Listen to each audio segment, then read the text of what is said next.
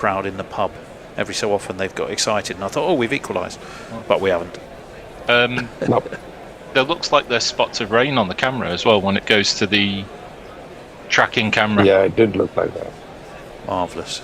If I've driven all the way over here and it's taken me 3 hours to miss the football and to watch the rainfall in Durham, I shall be more than a tad pissed off. That was a good catch in the crowd.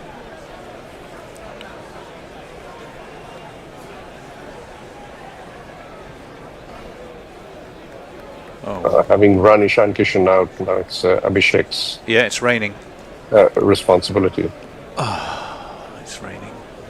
No. No. Was that 466? It is. Yep. Is that road? I'm assuming Two more sixes should do us nicely. Yeah, I'm assuming we're going live with no theme, yeah? Just going straight into it. I suppose that would be the sensible thing.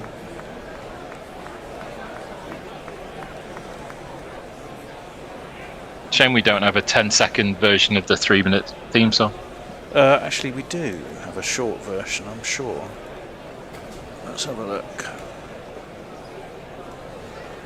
Short bed, what does that mean? Don't know what any of that means. Oh.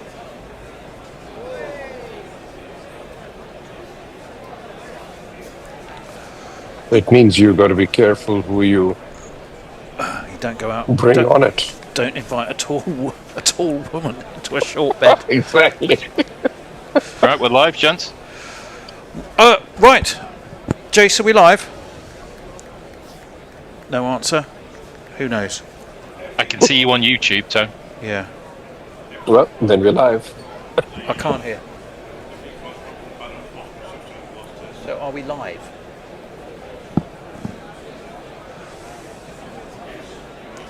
Right, well apparently, I don't know if you can hear us, we're not going to play the theme tune.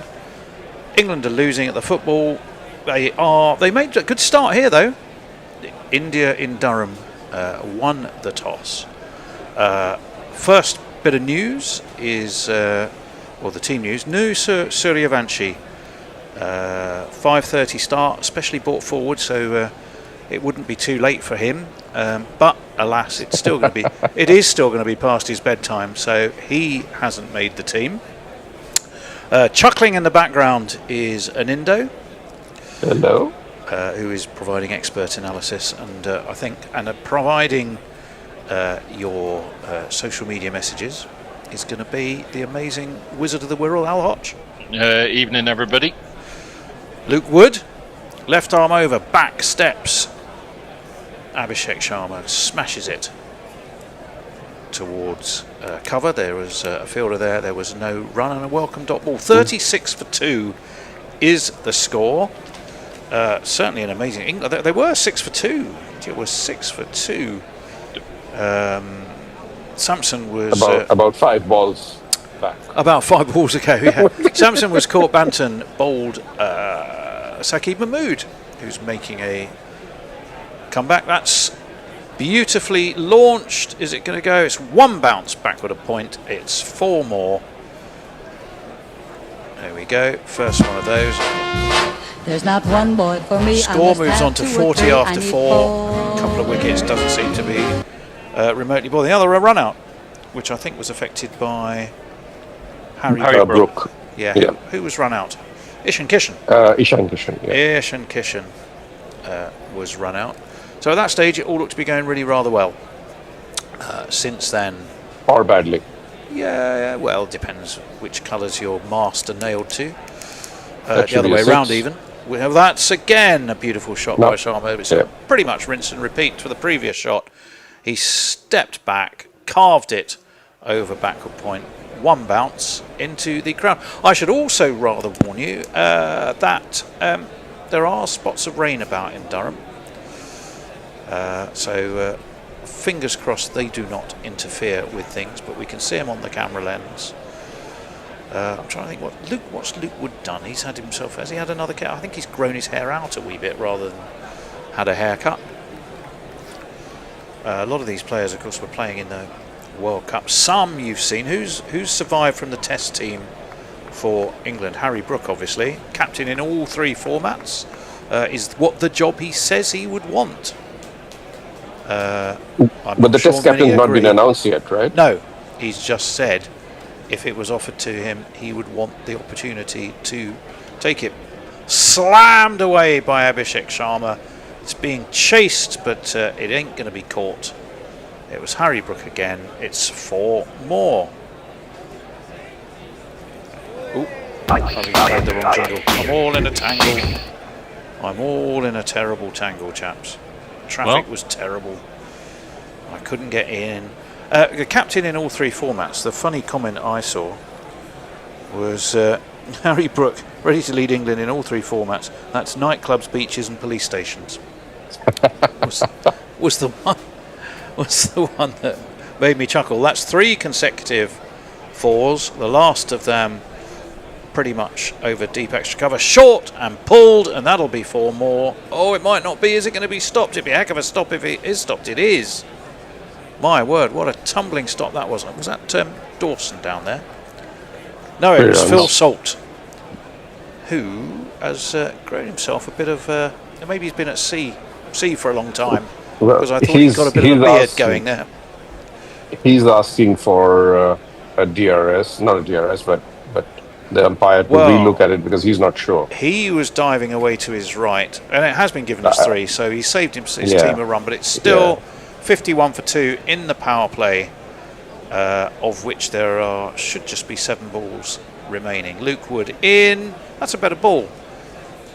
Shreyas Iyer just drops the bat on it, steers it into the offside, and will steal the strike. I think you'd probably rather have Sharma on strike the way he was playing, but there you go. It's the end of the over. We can go to Al, who is studying his phone much as I do, lifting his glasses up, and sticking it under his nose.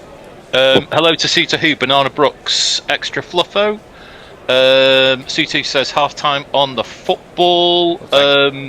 Also, it's 17:50 and you're live now to our local reporter, Tony the Terrier Bishop. Chad Wright, lovely to see you all. Steve Hillier, half-time, England 0, Dr. Congo 1, and then there is talk about why we're playing a doctor. Mike Rochburns, good morning, G's. Special hello to Mr. Love Sponge. Hello. England going to win for a change. That must have been before the little flurry. Right, Will Jacks ignored at red ball level. And that is going to be pushed into the onside. They're going to have to hurry if they're going to take 2. The throw comes flying. It was away to short mid-wicket. They fielded pretty well, but still it was very well run. They've come back for 2.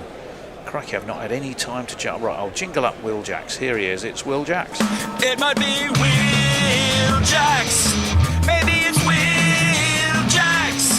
It's round the wicket he comes. Will Jacks. On to the back foot. Slapped Jacks. towards mid-off. And again, they're very sharp about their running in Indo. Yeah. I was saying before we lost those wickets that this is actually a really good Indian team, far better than the one that they had in Ireland from a balance standpoint. Oh, well, I was going to ask you and an about experience. that. Yeah, because obviously that was a bit of a shock. Although, and I'll just caveat that in a minute, as that was bunted into the ground away towards short extra. No runner, dot ball, that's a welcome one for England. 55 for 2.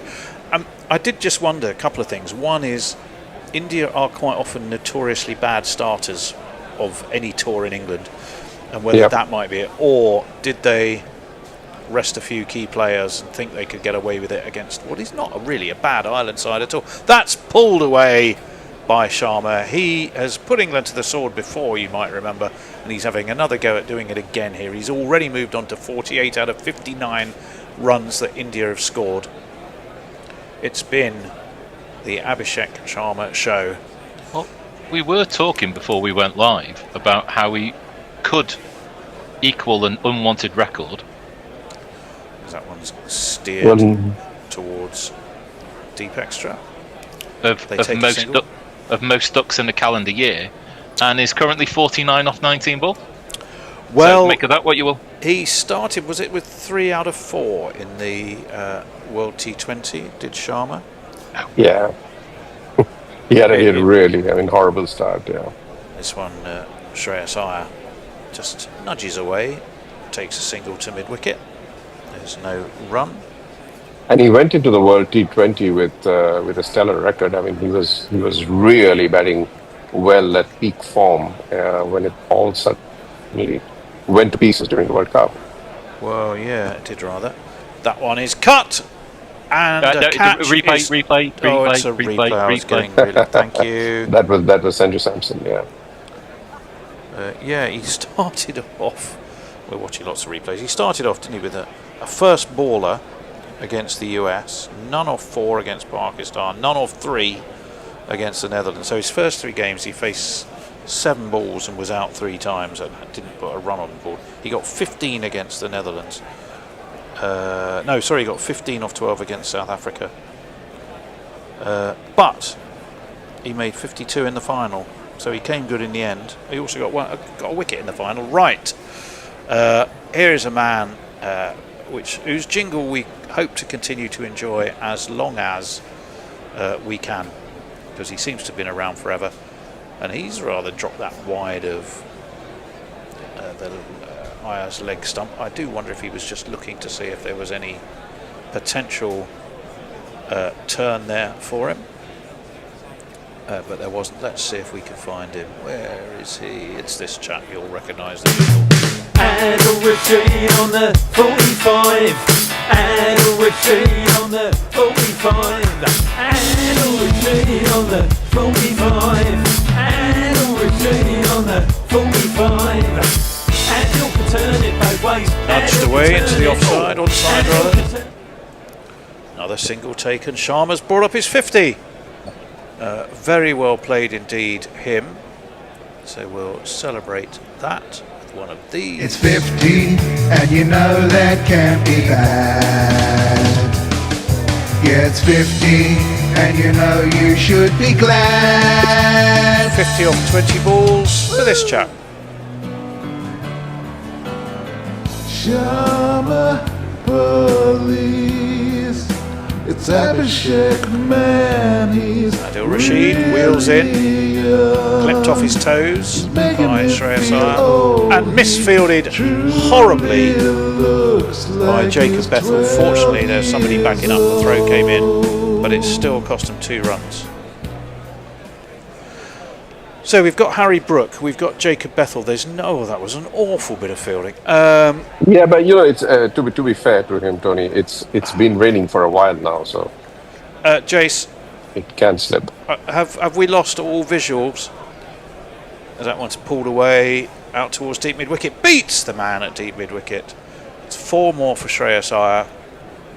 I think it was Bethel again, was it? Yes, it was.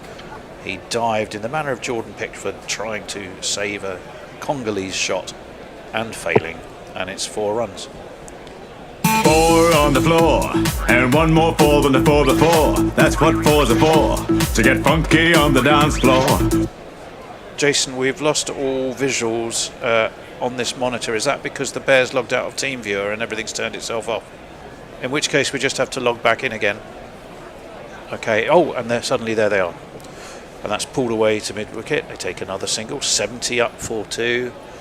Poor old Jason's thinking, the things I could have been...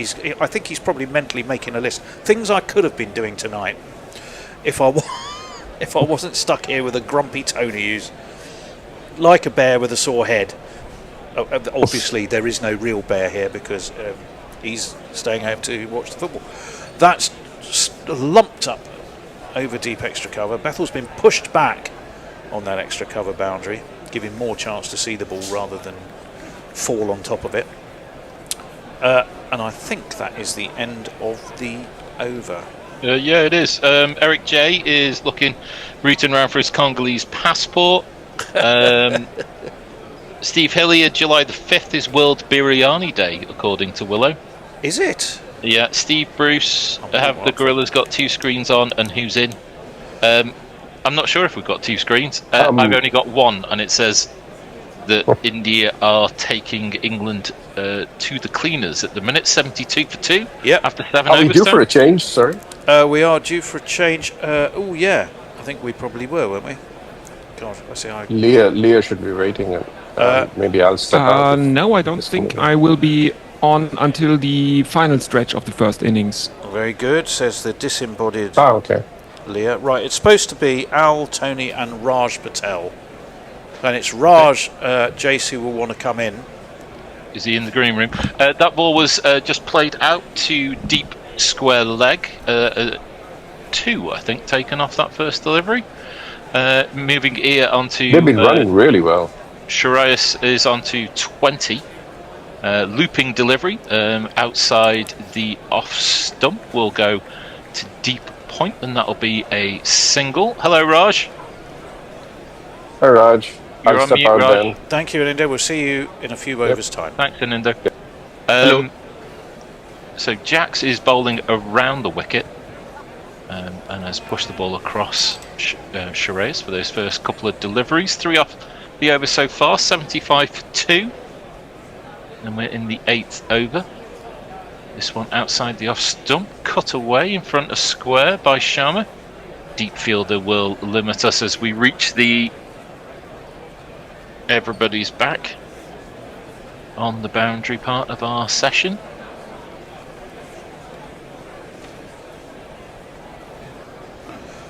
Right, okay. Jax around the wicket, and that cut away Oh, by a backward of square. And that beats a short third man, and that will roll to the boundary for one of these. And if you kids can't listen, then you bound to see the way you get shot for crossing a boundary, crossing a boundary. India on the roll. Yes, India on the roll after a nervous start. They do. Hello, Raj. And yes, they do seem to be.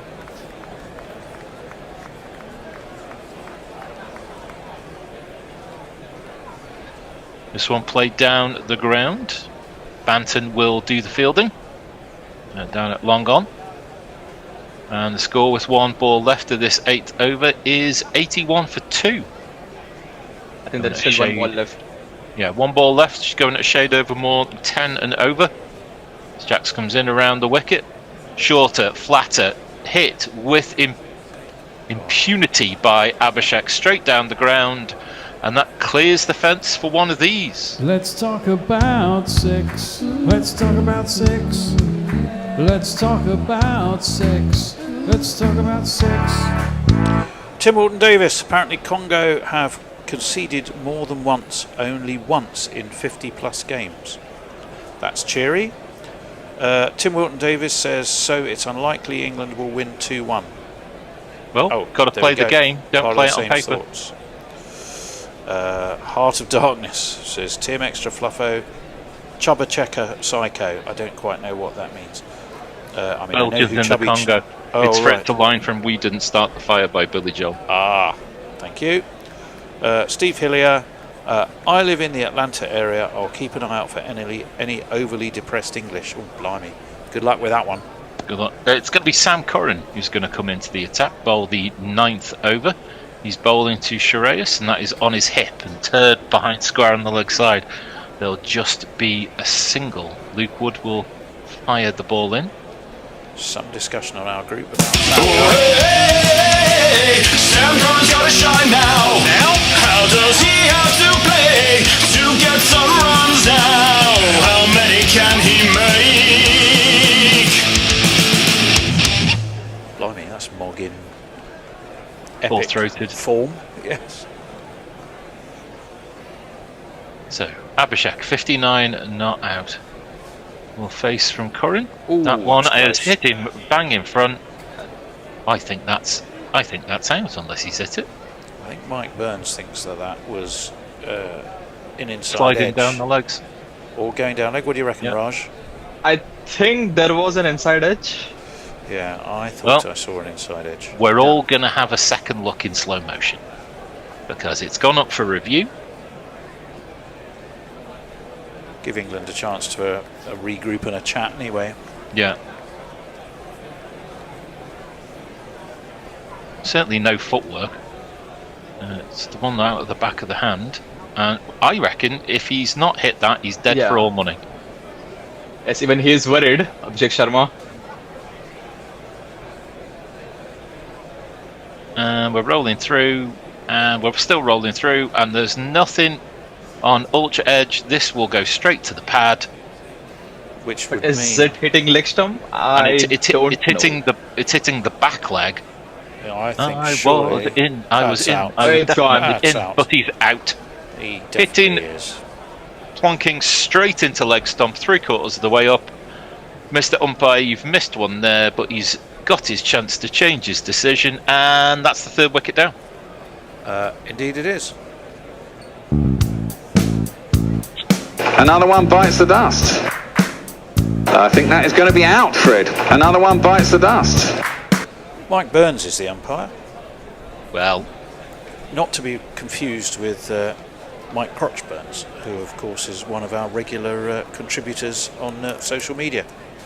Well, indeed. It's a small difference, but it makes all the difference. It makes a very large difference. The other umpire is Bumble Jr. Yes. Actual genius. Yeah. And this could be the turning point in the game because Abhishek Sharma was looking good. Yeah. By the way, what do you make of this decision of India winning the toss and batting first when it is raining? Well, I agree. It's counterintuitive in that, or most wise people go, if it's raining and it's likely to be a DL game, you want to know exactly what you're chasing, don't they? Yeah. But I just think they feel very confident that they can smash runs all over the place. It's Tilak who's in next. It is Tilak Varma. Indeed it is. Where is he? Well, he may not be here. Tony's rooting. Well, Tony's having a root. There he Sam is. Corrin. Beggie's pardon. At the rise of the sun, he emerges in time. He hides in the night. Short pitch delivery. Helt on its way down to fine leg, where it's thrown in. Single straight off the mark with the first delivery, as we see a replay of the LBW. No real footwork from Abhishek, but it's not really done him any harm in the innings, so no real blame there. Is Sam Curran the England's vice captain? I don't know, I must say. As Corrin is in again, this one a slower delivery, much slower. Shreyas waits and plays it straight down the ground. There'll be a single, 90 for 3. 2 balls left of this 9th over. No, not slow enough or high enough to be his moon ball, though. Although hopefully we might see that tonight. Moon ball. Moon ball. Maybe he doesn't bowl it when it's raining. Maybe he doesn't bowl it in England. Oh, that's a good point. Well, we'll find out. We'll find out if he bowls it in Durham. That one is back of a length. Tucked away down to fine leg. Are they going to turn 2? No. That's Adil Rashid there fielding. And limits everything to a single. 4 off the over so far. 1 ball left. Right, Extra Fluffo says these Indian boys can play. That is absolutely true. Tim Walton Davis said the 15-year-old isn't playing. Yeah, we discussed that being past his bedtime and all. They do seem, Raj, to be a little bit cautious about when they unleash the lad. What's the thinking there? Even I'm not sure. Probably he will get a couple of games. Last ball of this over is tucked away towards deep square leg. And that will be thrown in. Yep. Just the single from it. 5 off the over, 92 for 3. Raj, what were you saying? Yes. Yeah, I think they're just waiting for one of the openers to fail, if I can say that. And Sanju Samson is probably allowing Vaibhav Suryavanshi to make his debut, because he has had 3 games he has not played well, so you might see a change. Highly unlikely they'd bring him all the way to England and Ireland and go, just so you can have a holiday. Maybe they'd put him in one of those one of those children's clubs while the older players go out and enjoy themselves. And what do you make of the pitch? Both the teams are playing 3 spinners on a overcast, rainy day. It does take some turn at Durham, but I think that's more about the best way to control and keep the score rate down than it is about expecting prodigious turn on a rainy night in Durham. Yep. A rainy night in Durham. It's going to be Liam Dawson, one of those spinners, who's going to bowl his second over around the wicket. Good full length, pushed towards deep mid wicket. There'll be a single to Shiraz. I can tell you the noise from the pub next door has changed from one or two cheers to repeated groans of, well, resignation almost, I think. Well, you know, the world will still turn. It'll be all right. Well, yes, it will. And I'm just reading that this is the second time Sam Curran has got Abhishek Sharma in 3 matches. No, this one flatter, quicker. Pulled through the same space. Interesting. To Phil Salt. I thought score to 95. Yeah, I thought Dawson had given up all international cricket. Clearly, he's happy to still play T20. I think he just retired from the Test format, right? Yeah, possibly. Make the most of his franchise opportunities around the world, which would not be an unusual thing for him. Yeah, but I think until these days. Yeah, but I think until last year he was in the scheme of things. Liam Dawson. He even played a couple of Test matches against India last summer. I only did okay from my memory. I mean, he didn't get smashed around too much, by and large. Certainly when he plays in the Blast, or indeed even the 100. I mean, he can exert some pretty effective control. He's put on some pace. He's got more varieties than when he first played for England. I mean, I think I've always thought he's quite a class cricketer. But is he a bowler who can bat or a batter who can bowl? He's possibly more a bowler that can bat, although I think if you look at his averages, they're really not too bad.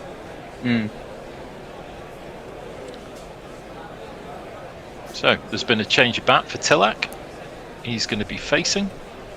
Dawson can't get a 4-step run up right, so he's going to try again.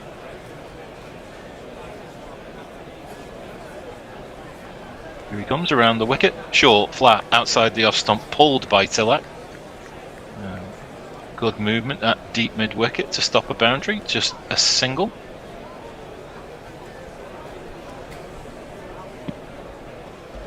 The score moves to 96 for 3. Halfway through this 10th over, India will be more than happy with the progress that they've made, especially as the score was 6 for 2 at one stage. This one is on the legs of Shiraz. He'll pull that to, well, push it to deep mid wicket. Another single. 2 off the first delivery, the rest singles so far. So Archer's rested. Is anybody else rested from the Test team that we know of? Let's have a look.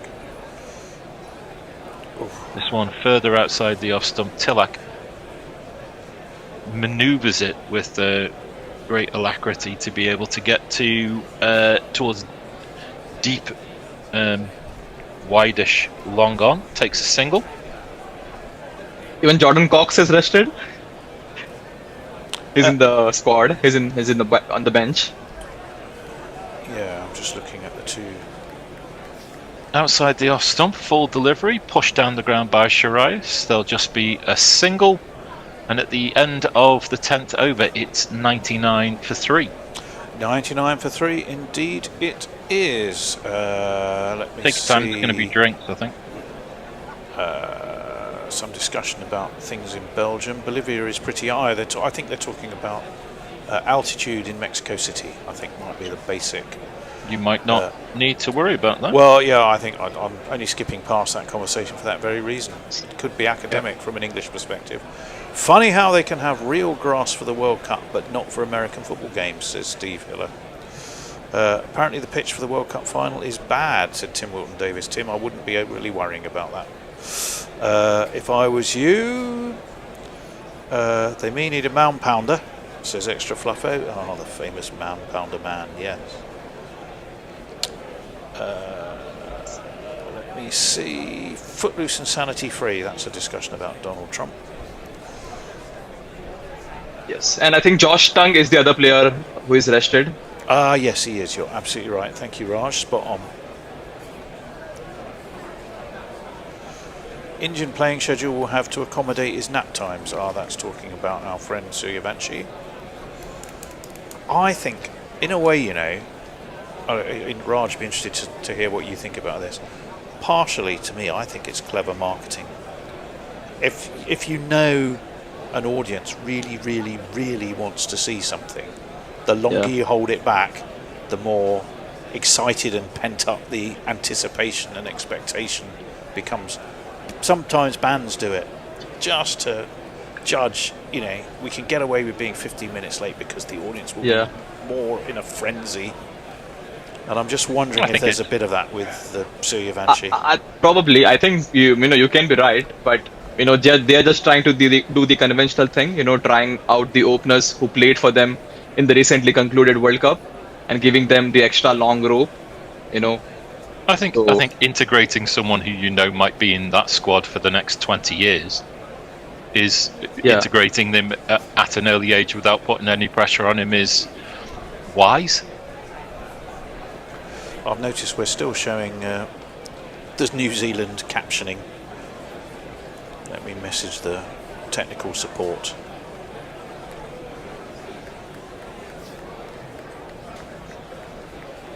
If I may. Who else do we have? Tim Davis. So what's the cricket score? Willow is way behind. I can tell you what it is. It's not as behind as our caption because we're still showing New Zealand. But it's 99.43. Oh, sorry. Sorry, Pops. It's Adil Rashid is going to bowl this 11th over. He's bowled 1 so far. That over, I think, went for 11. Actually, we've got 4 spinners if you count Bethel. So I mean, Bethel, Jacks, Rashid and Dawson. Floated delivery, attempted to drive, which is stopped by the bowler. In that case, even Abhishek Sharma can bowl a couple of overs, so... we can. He can. Right, what was I doing? I was messaging tech support. And who is that tech support? Well, that would be remote support via the bear. Oh. That one outside the off stump, able to be cut, but stopped at the edge of the circle. No run.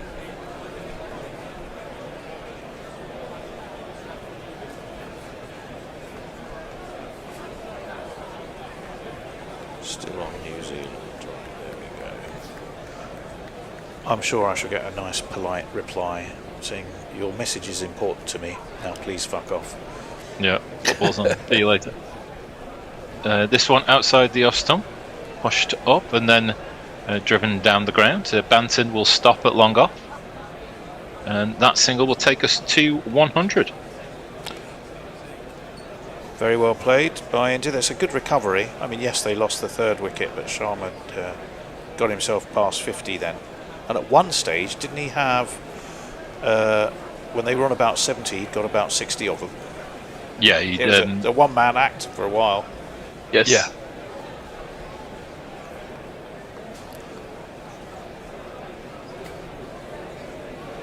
Rashid coming in over the wicket, pushed across Tiller. No real run there to speak of, so I think there was a couple of steps and then back again, and that'll be a 3rd dart of the over, just the 1 run from it so far.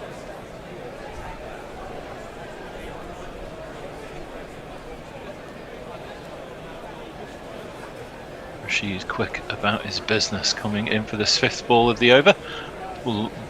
Floated up and swatted through deep mid-wicket. Oh! And I think Banter might have carried that over the stumps as he's perfectly bisected deep mid-wicket and long on. We'll have another look at that. I think we do need another look at that. Great dive by Banton. He's touching the sponge and that should be 4.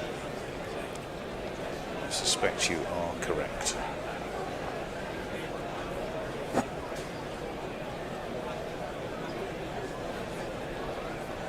And it was placed in the gap between long on and deep mid wicket by Tilak Verma. So we're still looking at it frame by frame. Well, I'm with you, Al. I think That's he's it. That's nudging that vitality sponge, isn't he? I think so.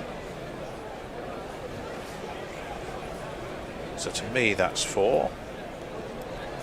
And it has been signalled as such. All right. Giuliani had his reasons for selecting his landscape seasons. Last ball of this over. Sorry, Al. There were 4. Last ball of this over, swatted to deep square leg for a single. Rashid has figures for not for 17. It's 105 for 3 after 11. Right. Scoreboard marginally more effective than Pickford, says Eric J. I think he's talking about ours. Let me see. Volney Golding, we're seeing the previous cricket score. Yes, we are. Sorry about that, Volney Golding. Technical difficulties and all that. Tim Walton Davis, Harry Kane is legitimately decent at cricket. Yes, he is, apparently. Can't have 2 Harrys captaining England, says Extra Fluffo. Oh, I don't know. Don't see why not. I see Germany are doing equally. We're going to have a little German stroke England banter now, as we have Leo. Leo's a guest tonight, as a guest social media interactor or whatever we call them. Will Jacks in. Floated delivery, pretty full length ball. Stroked to deep mid wicket for a single. Sharias on 35, Tilak on 10. 106 for 3 is your score. Jacks is third over. Yeah. Figures And of Harry 0 Brook. for 25. Yeah. And I think he's rotating the spinners, Harry Brook. Jacks in again over the wicket. Short. And hit obviously, but completely safely. Down towards long on.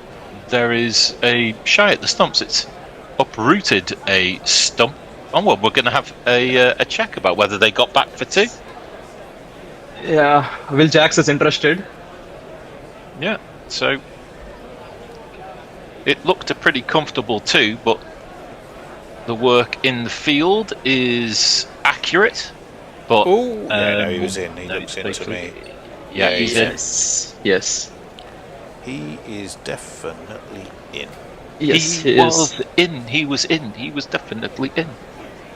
And I think Jordan Cox is on the field for someone. He is. I wonder who, though. Not out confirmed.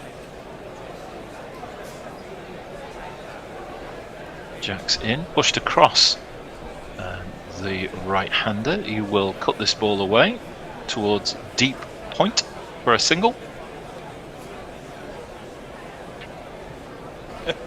Extra Fluffo thinks Rashid's beard looks glued on.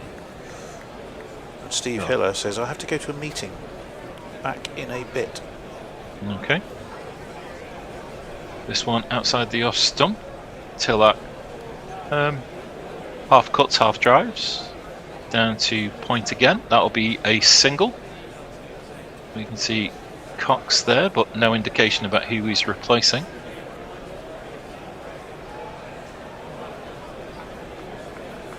Two balls left of this 12th over. 110 for 3. The run rate being pulled back slightly below 10. This one, slower delivery. Pushed out into the deep towards square leg. There'll be a single. They're definitely running the first one hard just in case. But that moves us to Nelson. Superstitious, Raj?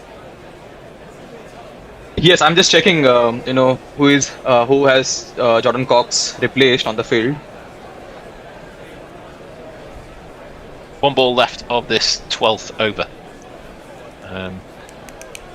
Yeah, still carrying on around the wicket. Ooh, reverse, and that is hit him dead in front. That should be out, shouldn't it? Well, Will Jacks thinks so. He's seeming to... Unless he has got some glove. Yeah. Harry Ball Brooks is 3. Oh, he's reviewed. well. Yeah. How many people... Is it like a rule about how many people you have to consult before you make a decision on the pitch? Maybe they should have a referendum. Oh god. That would sponsored, of course. It would be the Lucasade referendum break while they decide whether or not to have a review. Right. And they could extend T20s to last at least pitching 5 in line. days. Raj, like you said, it could be, it could well have caught the glove. If it hasn't, then it's clear out. Then he's definitely very out. So the bat's gone through early. Has it hit the glove? Yes. Yes. Everybody's safe. So that was a good decision by the umpire. Yep. So that will be not out, but it's a dot ball. Tilak remains on 11. Shreyas on 39. 111 for 3. Right. Okay. Marjorie Taylor Greene. I don't know why she's popped into the conversation, so I'll probably leave it. Tim Walton Davis, Magic the Gathering. I think we're pretty much up to date. Yep. I think we're pretty much up to date on social media. I mean, England could lose in the World Cup tonight and at Durham in the cricket. Sam Curran dull in. evening, wouldn't it? Attempt to be hit through extra cover by Shreyas. It fielded for no run within the circle.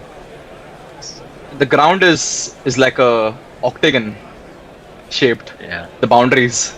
It's a beautiful ground. Have you ever been there, Raj? Yeah. No. I haven't. It's lovely. Beautiful place as well. Great view of Lumley Castle looming over it. Curran in again. Slower delivery on leg stump. Shreyas muscles it out towards deep square leg. Will they come back for 2? Yes, they will. Cox doing the fielding again. Having a change at the end of this overtone? That would be the normal form, wouldn't it? Yeah. Well, I've got stuff to do. It's going to be Jason and Leah and Anindo coming back at the end of this over. Curran in. That's the moon ball, I think, and that'll be That's a a wide. wide. Wide on height. A bouncer that, well, unless you're the giant from Jack and the Beanstalk, you couldn't have played. Tim Walton Davis saying it's coming home. He doesn't say what. Could be the. I think it's the team. The team. The football team. They're coming home. They're coming home. Tails between their legs. Unless, no, I would have, trust me, there's a lot of people watching the football in that pub. Had England scored, everyone would have heard. On the leg stump. Bunted to long leg. Wood will field. Single taken. 3 singles, if you include the wide. And we should. So that makes it 115 for 3. Shreyas on 42, but Tilak will face the next delivery on 11.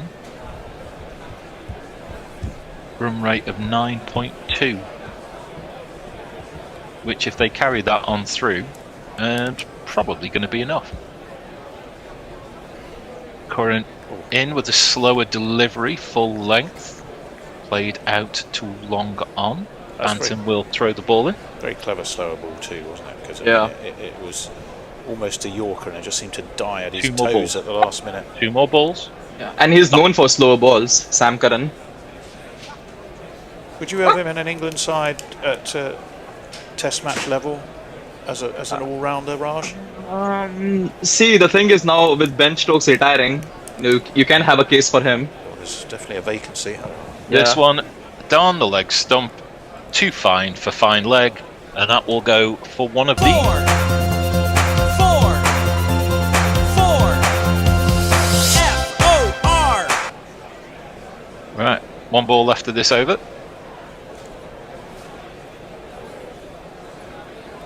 And I think he debuted against India in 2018.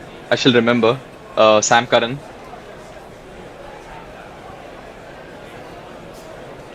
Yeah. Right, 1 ball left. 120 for 3. Christ, Declan Rice is playing right back. This is again on the leg stump. Played out towards long leg. And that will be a single. So as I take my leave, thanks very much for having me. See you later. And it's 121 Brilliant, for 3. Al. Thank you for stepping in. Much appreciated. Jason, are you ready to leap into action? Don't think Dacian does leaping. He does gently. He's just gently manoeuvring himself in the general direction of where we are. Leah, it's a delight to see you. Hopefully we're on together. Hello, later. hello, Tony. Hello, Hernando. Everyone. Hello. Hi. So, well, good recovery after a nervy start. Would you agree, Hernando? Yeah, and I think it's a pity that Abhishek got out. He looked set for 100 today. Yeah. But well, not done too badly. Yeah. No, it wasn't that a good start. India would be absolutely bossing this, but they did have a poor start. As the first ball from Mahmood, he's whipped around the corner by Tilak, who's scoring quite sedate, 12 off 11. Takes a single, and that was Shreyas rather than Tilak. Tilak's on strike now, facing. But Tilak has been set it though. And Mahmood loses his run up, has to go all the way back and start again. The usual dancing motions by the umpire to signal dead ball. And it's certainly cracking the flags away at Chester Street. That's quite a strong wind across the ground. But it stopped raining, I think. Yes, I think, we're not seeing stuff on the screen anymore, which is hopeful for a completed game without any weather issues. That's a good Yorker, but it's well dug out by Tilak, who hits the ball down to long off, takes a single. 124 for 3 now. Yes! And I think you might have heard from the effects mic that England have equalised in that other match that's slightly important for the country. And it is a Harry, apparently. I've been informed by the Bishop. Reliable sources. Short and pulled with some control around the corner by Shreyas, who moves to 49. One away from his 50. He's got him at a good rate. He's only taken 36 balls to get them so far. 124 for 3. So what do you think's the target they're aiming at, and what do you think's the target they might achieve on this ground with just about 6 overs to go? I think they should get to 200. I don't know what they're targeting, but I think 200 should be possible, unless they lose another 3 wickets. And it's a ramp, and is he going to be caught? He is going to be caught. Well, that's one of them. No, pace off sort of Yorker ball just outside off stump. Tilak goes to ramp the ball over short fine leg, doesn't quite enough on it, just sits up, and it's a good running catch by the fielder, and Tilak has to go for 13.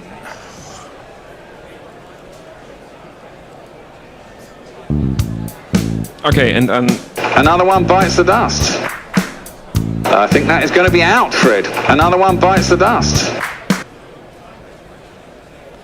So there are the usual. I thought Kane Williamson had retired jokes going on in the chat, and Extra Fluffo says that Kane will come back for the Ashes. So yeah, because everyone was shouting Kane in the chat, which is to be expected. Anyway, a new batsman has come to the crease. It's going to be this guy.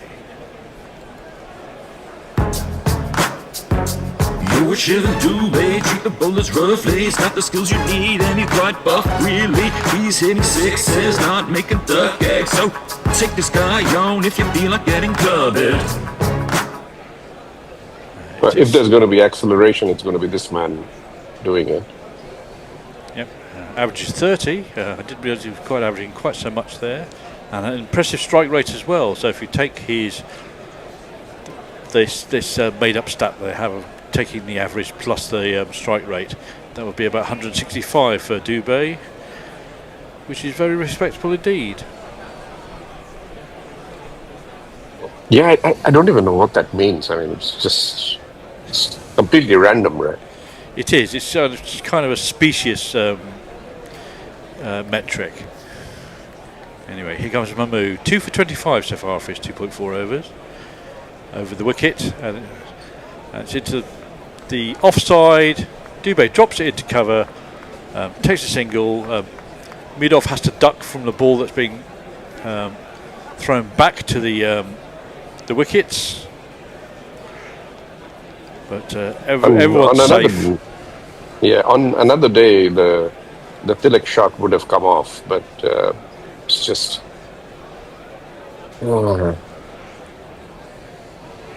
He didn't really get the elevation that he needed. The ball was a slower one. Nope, and it was Dawson the catch in. And no, he only needed to get it another foot or so high, and I think Dawson might have struggled to reach that one. He was pretty much at full extension there. Shreyas on 49 faces Mahmood. Plays it through the offside, straight to the fielder at extra cover, and there is no run. 125 for 4. And that's the end of the 14th over.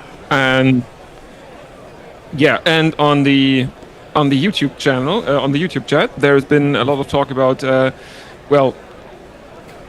Stephen, what's his name? Steve Hiller is in an MTG, and people were speculating what that means. And Suta Who said no one knows that MTG stands for Magic the Gathering, and I can assure you, Colin, that I do know what that cardboard crack is.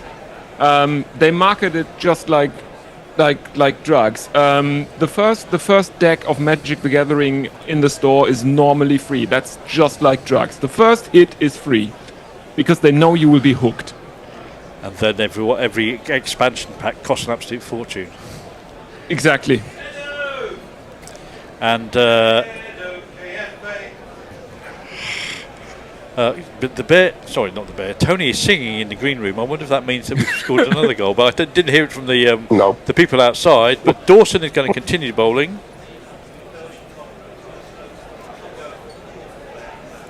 Oh, I see.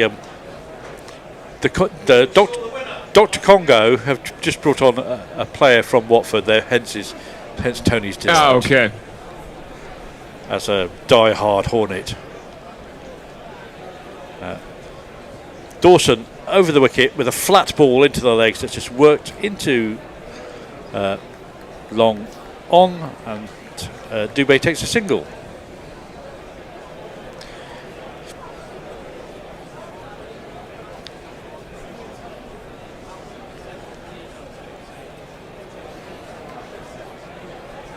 As we see the setup for that last wicket of Abhishek Sharma.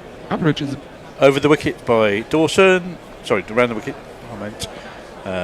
Shreyas takes a single, gets his 50, takes the plaudits, and we move on. Well done, Shreyas Iyer. Half a half a half a half a half a half a half a half a half a half a half a half a half a century. Century very much in the modern style, from 38 balls with only 4 fours, so a lot of running involved. And that ball is short and flogged by Dubé into the deep mid-wicket boundary area. In fact, hit so well to Jordan Cox that they can only take a single. Well, whatever Dubé does, he does with a 180-degree move of his bat. So, which is, there's no half measures with him. I'm surprised he doesn't have a whole complete circumnavigation of his body with the bat. Dawson round the wicket. No, that's the size of Darshan thing. And cut, very nice down, very well fielded until the point where he dragged it over the boundary with him. Good effort by Jordan Cox, but just couldn't quite manage to keep that ball in the field of play. And 4 runs have ensued.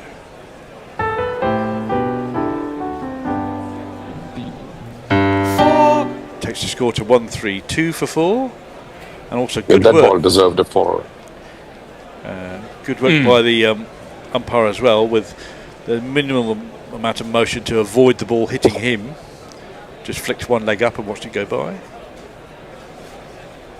That's a better line and length by Dawson into the pads, but Shreyas punches the ball down the ground to Jacks at long on, and an agreed single is taken.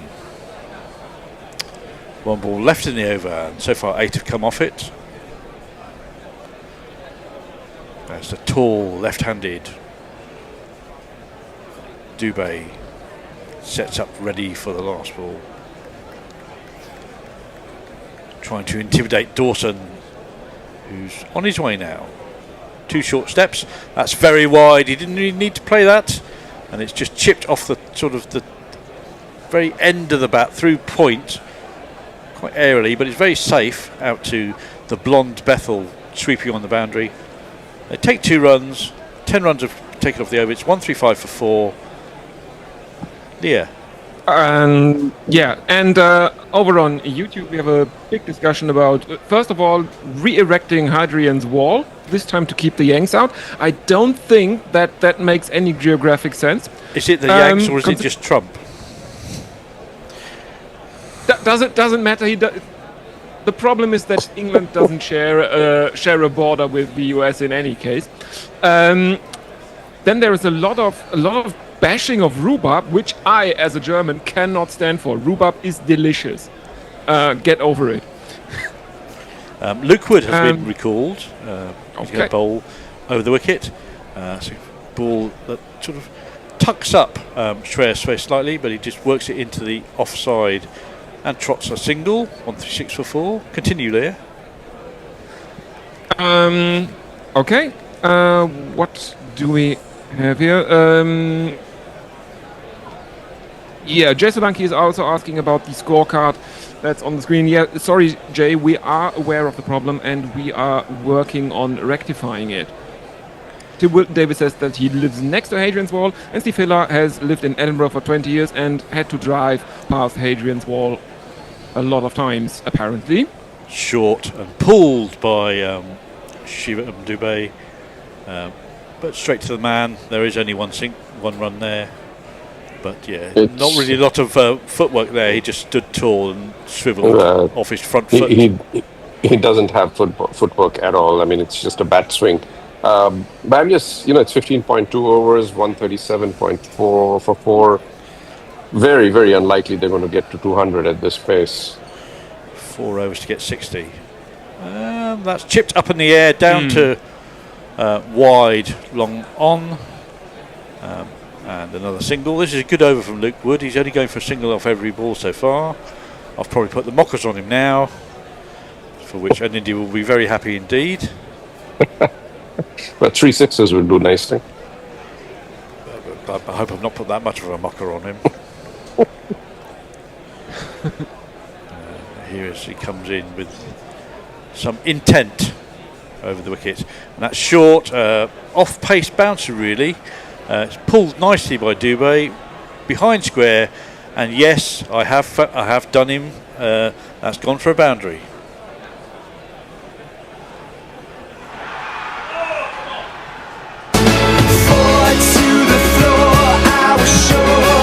As my ears are suddenly assaulted from the green room and outside. England's just scored again. I think England might have just scored again. England, just scored. Yes.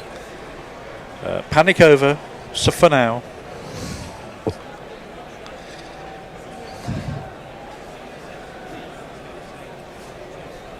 Wood. Good ball in the block hole. Dubé just drops a bat on it. There's nobody close on the leg side, and just trots it down the other end for a single. 143 for 4 the score now, with 1 ball left in the 16th over. And Harry Kane is on a hat trick. Mr. Reliable. If only England had one of those for this match here. It's got the wrong Harry. Yeah. Last ball. That's on outside off, driven aerially and beautifully over extra cover. That's a fantastic shot by Shreyas. No, really is. just leant into it, let his bat flow, let the arm take the ball over extra cover. That sailed over the boundary for one of these. 1, 2, 3, 4, 5, 6. Yeah, he just let the bat completely flow through the arc and stayed there with a beautiful follow through. He hits that shot so well. Yeah. My apologies, Luke Wood. I think I did you there for the last 3 balls where you conceded 11. So, end of the 16th over, 149 for 4. So 50 off 4 overs is definitely possible. Yeah, and the YouTube chat is. Yeah, and the YouTube chat is obviously full of England score, Harry Kane, Ari chants, and Tim Wilton Davis is asking if there is a doctor in the house, probably in Atlanta. Which is obviously a joke about the football scorecards with Dr. Congo. Yeah, it does remind me, and I'm showing my age here, of the 1990 World Cup against Cameroon, where England were 2-1 down and losing. Rashid comes in, bowls a good ball to Dubé that's at his toes. Dubé has to make a little bit of footwork to push the ball to mid-wicket, and there is no run. Bear will be happy. There is a mid-wicket in for Dubé. Ball again, and now that's slammed down the ground. Can't do much about that one. Long on. That's 10 rows back and 10 yards wide of you. 2, 4, 6. And if my eyes read this correctly, Rashid still has another over to go after this. I don't know whether he's going to get it in the remaining time. If Dubé takes a liking to him. He's 0 for 23 currently. Flicks the ball, comes in again. That's shorter and wider, and in fact I think it's so wide that even though Dubé had come down the wicket to try and smash that ball out of the ground, the ball swam past it, but it was so wide that the keeper had to long distance get to the stumps, and Dubé may have got back in time, but they're going to take it upstairs and have a look. What's your thoughts on India? Do you reckon he got back? Don't know. I think he might have actually. There we go. It's yep, he's just back. His bat is just grounded. The frame before the bails are dislodged. The skin off his bat's teeth, if there's such a thing.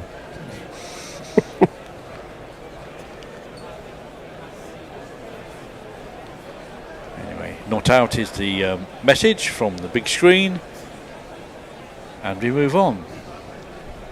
But a moral victory, if nothing else, for Rashid there. Again, that's another googly that spins away. Dubé plants himself on the back foot and punches that down to long off. Takes a single. 156 for 4 with 2 balls left in the 17th over. He's moved to 18 off 11 now. Shreyas is 63 off 43, playing the controlling hand here.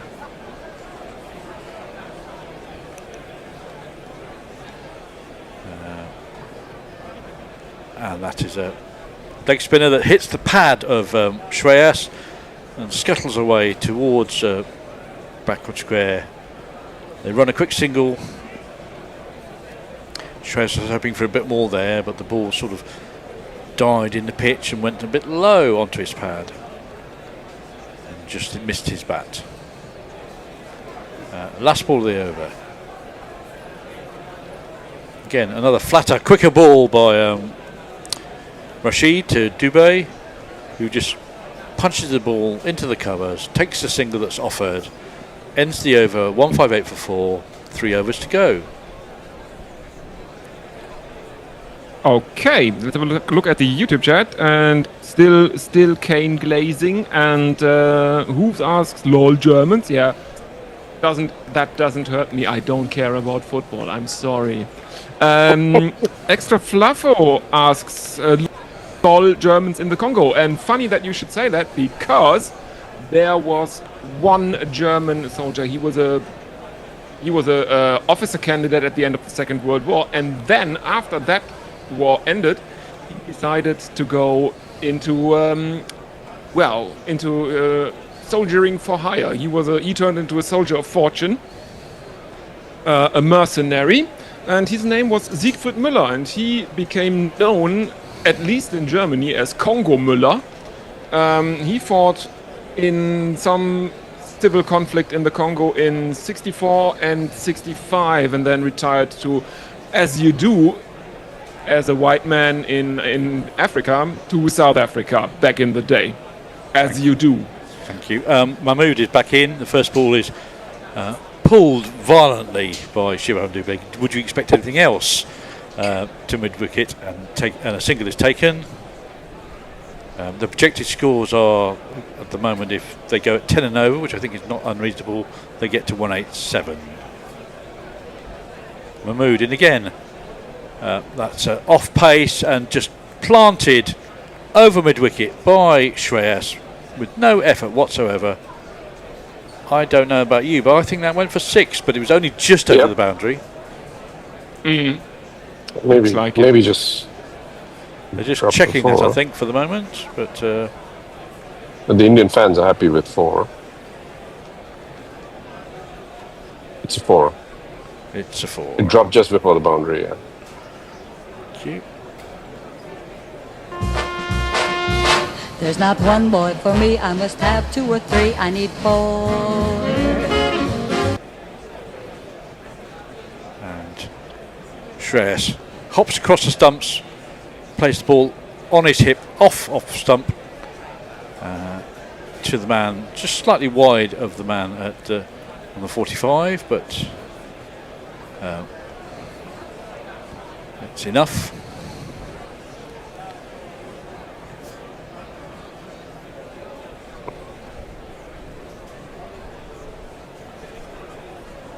Mahmood, 6 gone from this over already.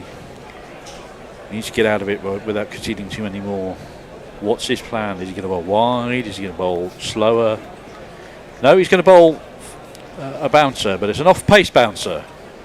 And it's close to Dubé, and he gets him on the top of the bat, and not really timed to mid-wicket, but timed enough to get a single. Well, that's the way to bowl to Dubé, because he either needs a spin bowler or he needs pace. He just can't handle off-pace deliveries because of the swing of the bat.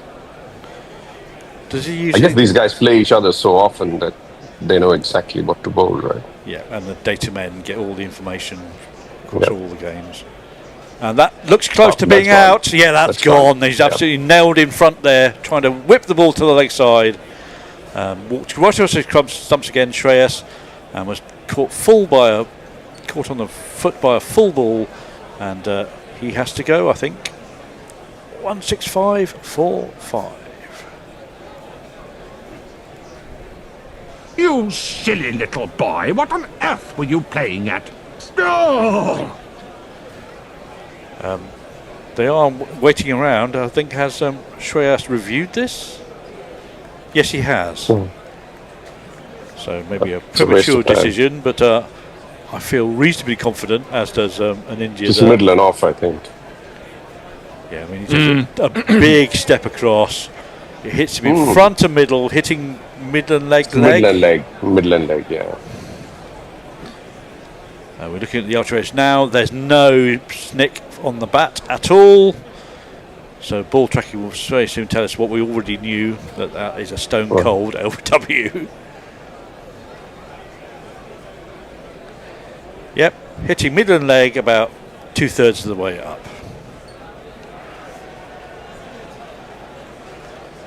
Well batted, Shreyas, but you've got to go.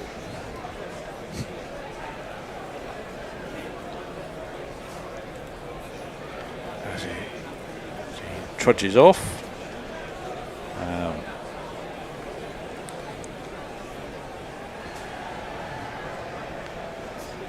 And Mahmood now has 3 for 33, all the threes. It's not quite perfect because it's off 3.5 overs and not 3.3. But it brings this man to the crease. Another one of the Indian middle order that won them the World T20 earlier this year. Yeah, his name is Harshit. Go on, be clever. Like all your fucking primary school level jokes. Ha ha ha ha, well done. It's Harshit Rana with 13 balls to do something. And that ball, wow, how did that miss off stump? He's played a sort of cover drive with no real footwork, and the ball has snaked in and just missed the top of off stump in between the bat and the body. That's the end of that 17th over.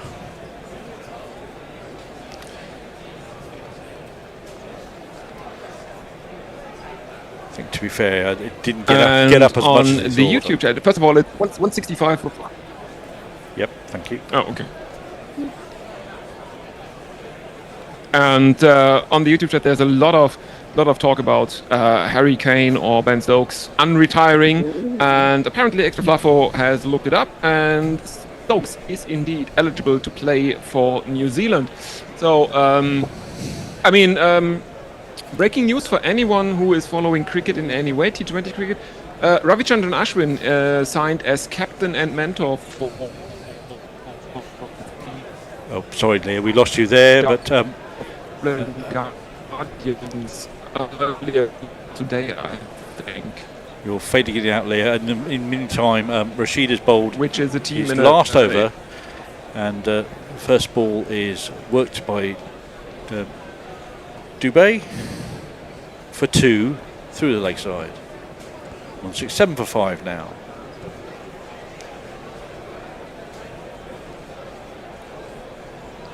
Leah's frozen. Yeah, I think we've lost Leah, or her connections. That ball is on leg stump, and Dubé has cleared his front leg and whacked that over square leg for 6. High and mighty. With the super shatter, super shatter, super shatter, super shatter, super shatter, rocka, rocka, super shatter.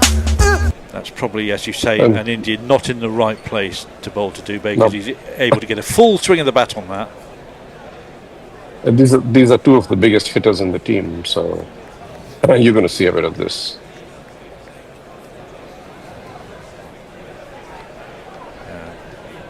Flatter again, trying to tuck up Dubé, who hits it all on the floor to Bethel at deep mid wicket. Takes a single, so it's someone else's turn to have a go at Rashid, who's been singularly unsuccessful today. It's not been one of his better days of England experiences. Normally he can be relied on at least to keep things relatively quiet if he's not taking wickets. That's not been the case today. Until now, where Harshit runs down the wicket, runs past the ball, and Josh Butler does the necessary. It was time, and therefore I think Rashid has just earned a wicket by the fact he's bowling in the 18th over, 19th over. But let's see what I can give you for that. One of these. You silly little boy, what on earth were you playing at? Oh! We're playing at. And where Dubé managed to get his bat into the ground in the previous over, I think we're going to find that Rana is maybe 3 to 6 inches short with his bat on this occasion when the bails are broken. Yep, he's gone. Got an awful lot closer to getting back into his crease than I thought. I thought he was a lot further out of his ground.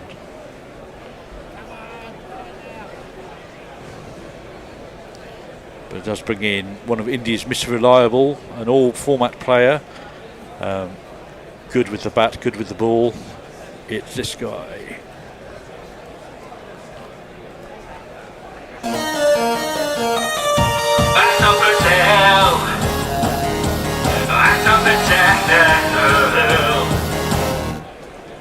Good in all formats as well in India.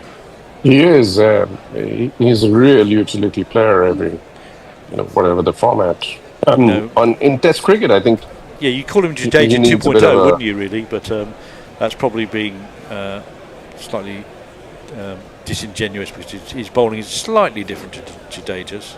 That's right. Which is why that's exactly what I was going to say. That in Test cricket, he needs pitches which favour him a bit.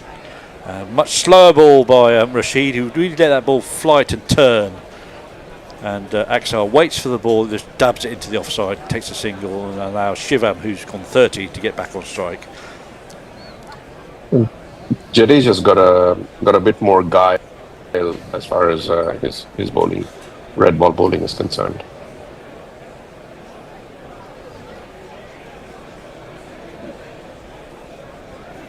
There's always something sort of ignominious and humiliating about a person on the floor having to dust themselves off and then walk off. As we watch Harshit. Another full ball, and that's just driven. Driven with beautiful timing though by Dubé, and he's pierced the field with two men on the boundary who were rushing around to try and stop that, but at long off and deep extra cover, and neither of them could get to it.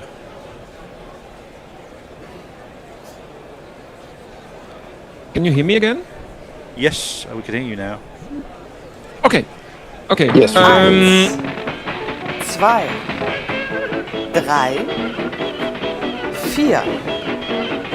4. That's the end of the 19th over. Yes, there is, for some reason, there's a lot of talk about there not being any live kangaroo left in England going on. And very, very strange other, marsupials that apparently people claim have been a thing once upon a time, like koalas in Hawaii. I can tell you that there are no extant indigenous marsupials in Europe. There are some in Australia and the one species in North America. It's going to be Sam Curran to take the final over, that take the responsibility for it. As he comes in, that is on off stump, full, driven by Axar, down to long off. They take a single, score moves to 180. Axar's done his job, he's got the man in form, on strike. Now you called for 187, right, Jason? I said if they scored at 10 and over, they get 187, which I think is a reasonable shout. Maybe even slightly shy now in the last over with 5 balls to go. I think they might be asking Dubé to try and get more than that with his power. But Curran's a wily operator. He often bowls at the death in the death for his county. Don't be surprised if he has a better. And he's vastly experienced in T20 cricket as well.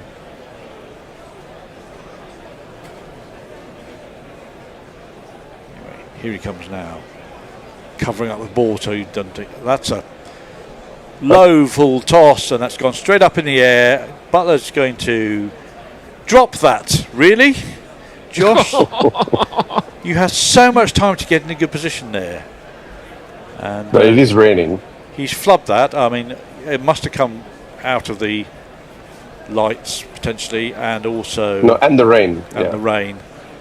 But is it raining again? It is raining. I was surprised that he managed to drop that.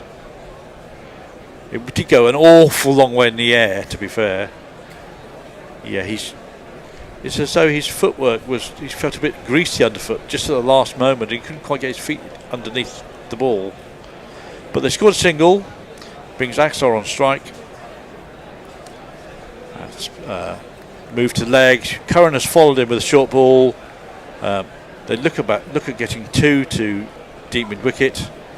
They can't do it. So 3 singles off the 3 balls of the final over. Yeah, he's just misjudged that very slightly. You think the ball's gone away from him in the last sort of 10, 12 feet of flight because he's not anticipated it. And it's quite hard that last 15 feet or so as the ball drops if you're not directly underneath the ball. Dubé waiting for Curran, who bowls a short ball, and Dubé has climbed into that, and that is gone out of the ground over square leg. Advantage Dubé.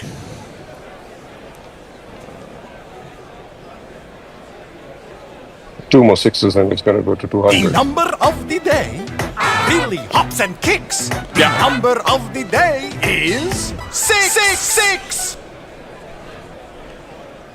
Yeah, I think he's read Curran's mind there. And that was a very short bouncer, allowing Dubé plenty of time to see it and set himself up properly to smash the ball over deep square leg. It's a very useful knock. This 41 off 20 now for Dubé. Outside chance of getting a 50 with the last two balls. And India would be happy to see that. I think certain other people less so happy.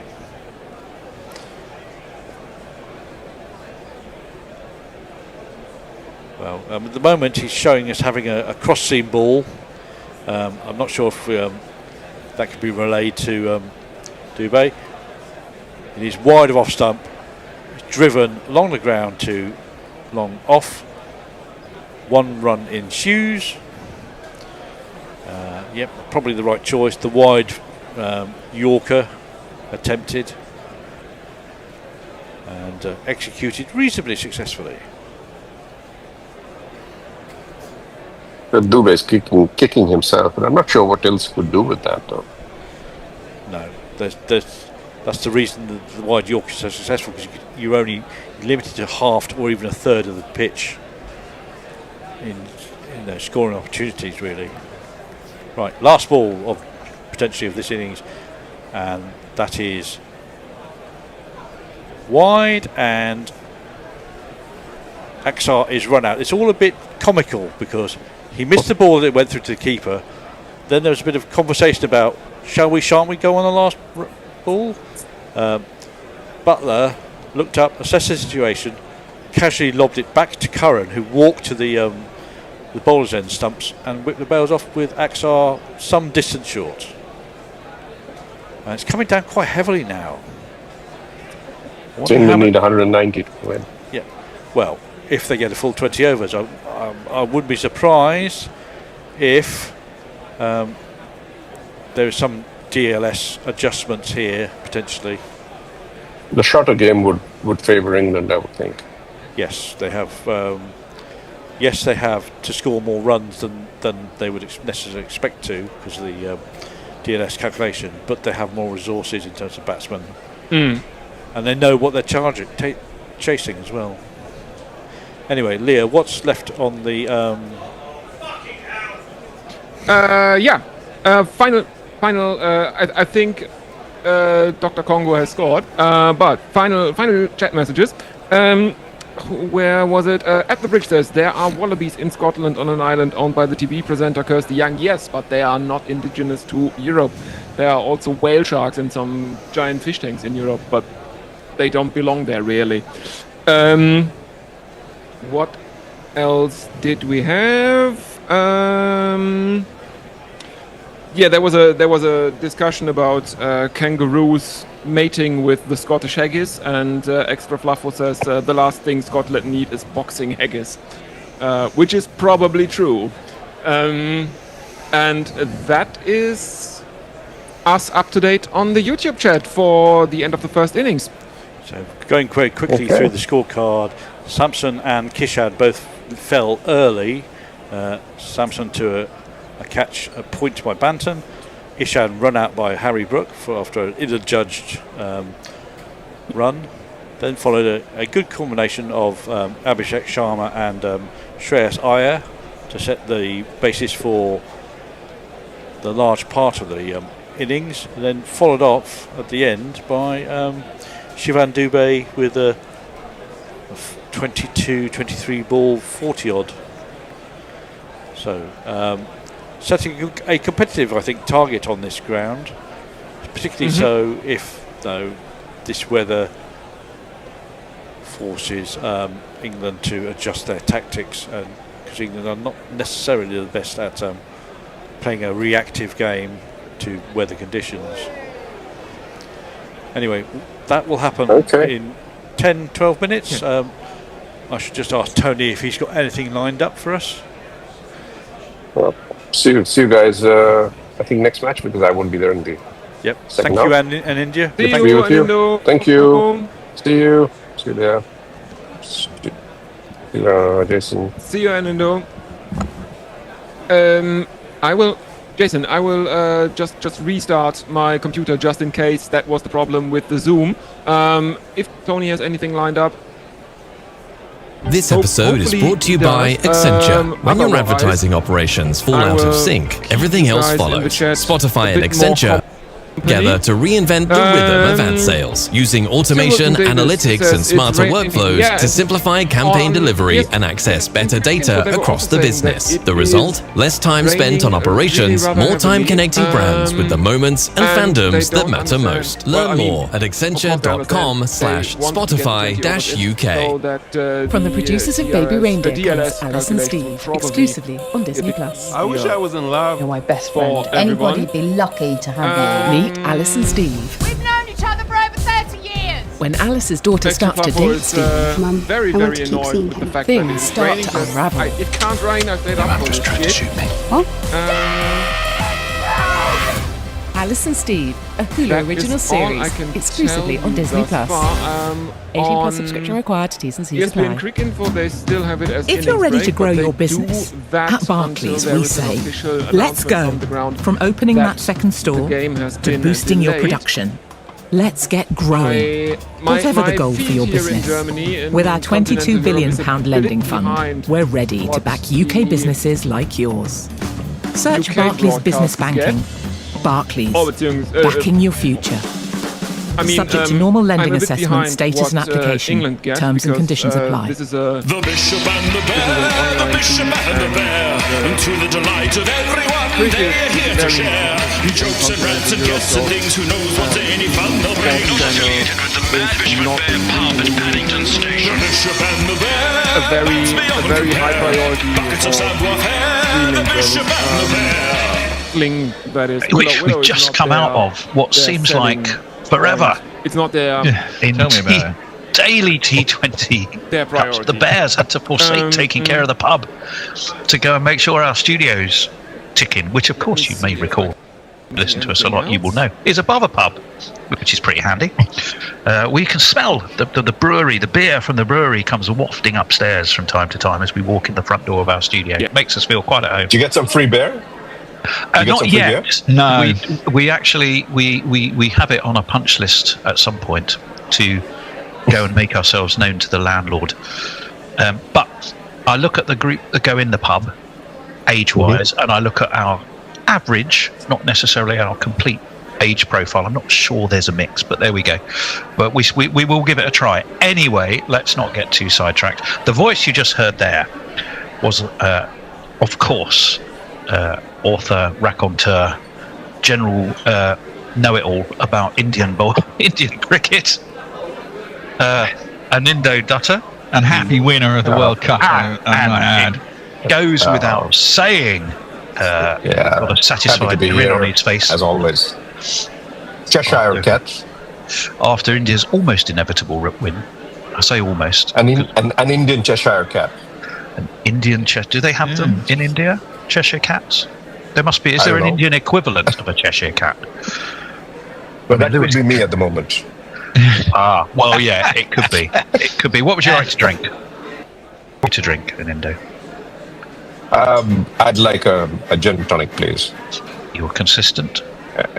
I like it that a man of India always picks a drink that was basically from the Raj, which I'm not sure is the ideal choice, but there we go. You know. Well, it's very medicinal, right? I mean, if they hadn't invented the tonic, Quinine's got loads of quinine. Malaria. Yeah, it's got loads of quinine. That's Exactly why it's all about. Anyway, so gin and tonic coming up for you. Let's talk about the T20s, shall we, chaps? Either World T20s. Overall, just judging it as a competition for entertainment value and putting to one side bare the fact that there might have been one or two games you thought, why am I the only one in the studio for... Yeah, very much so, Tony. But Funny the now. UAE battling Canada, which I don't think we did, by the way. What did we think? Do you want to take it, Anindo, or do you want me to go? I'll go. All right. I really enjoyed it. I mean, go for it. No, you go for it. Yeah. I like it as a competition. I think they should. I don't mind the fact that it'll be every couple of years. It's better than the IPL by a long shot. It's half the length and more exciting. It gives you something to actually grab. I mean, the problem, the IPL is the primary, T20 competition in the world, but the problem is that teams keep changing every year, and I don't really have anyone to support. And I think it's probably, obviously in India it's massive, but they broadcast it here, and we do a few games, and you go, well, and there's a couple of English players, and I quite like watching them, etc., etc.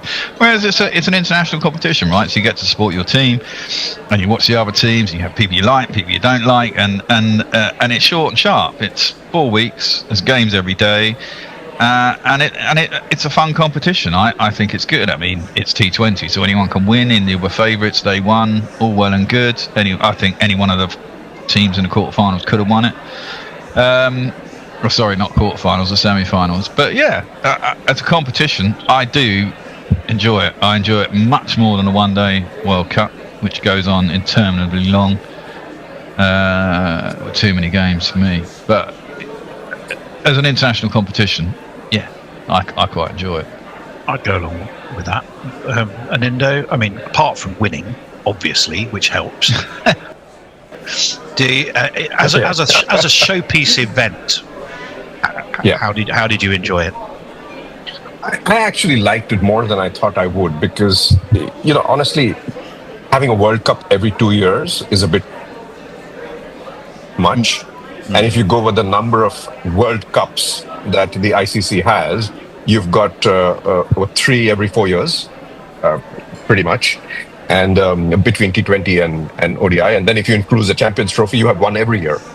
So it's a lot of international competitions. But this one, I think, was very interesting because you had some teams you didn't expect to see there. So you had the UAEs, you had the second time Italy, for crying out loud. Italy. I mean, Italy was like, when Australia B, but Italy, yeah. Yeah, but I really enjoyed their opening batting, for example. The Moscas. They really, yeah.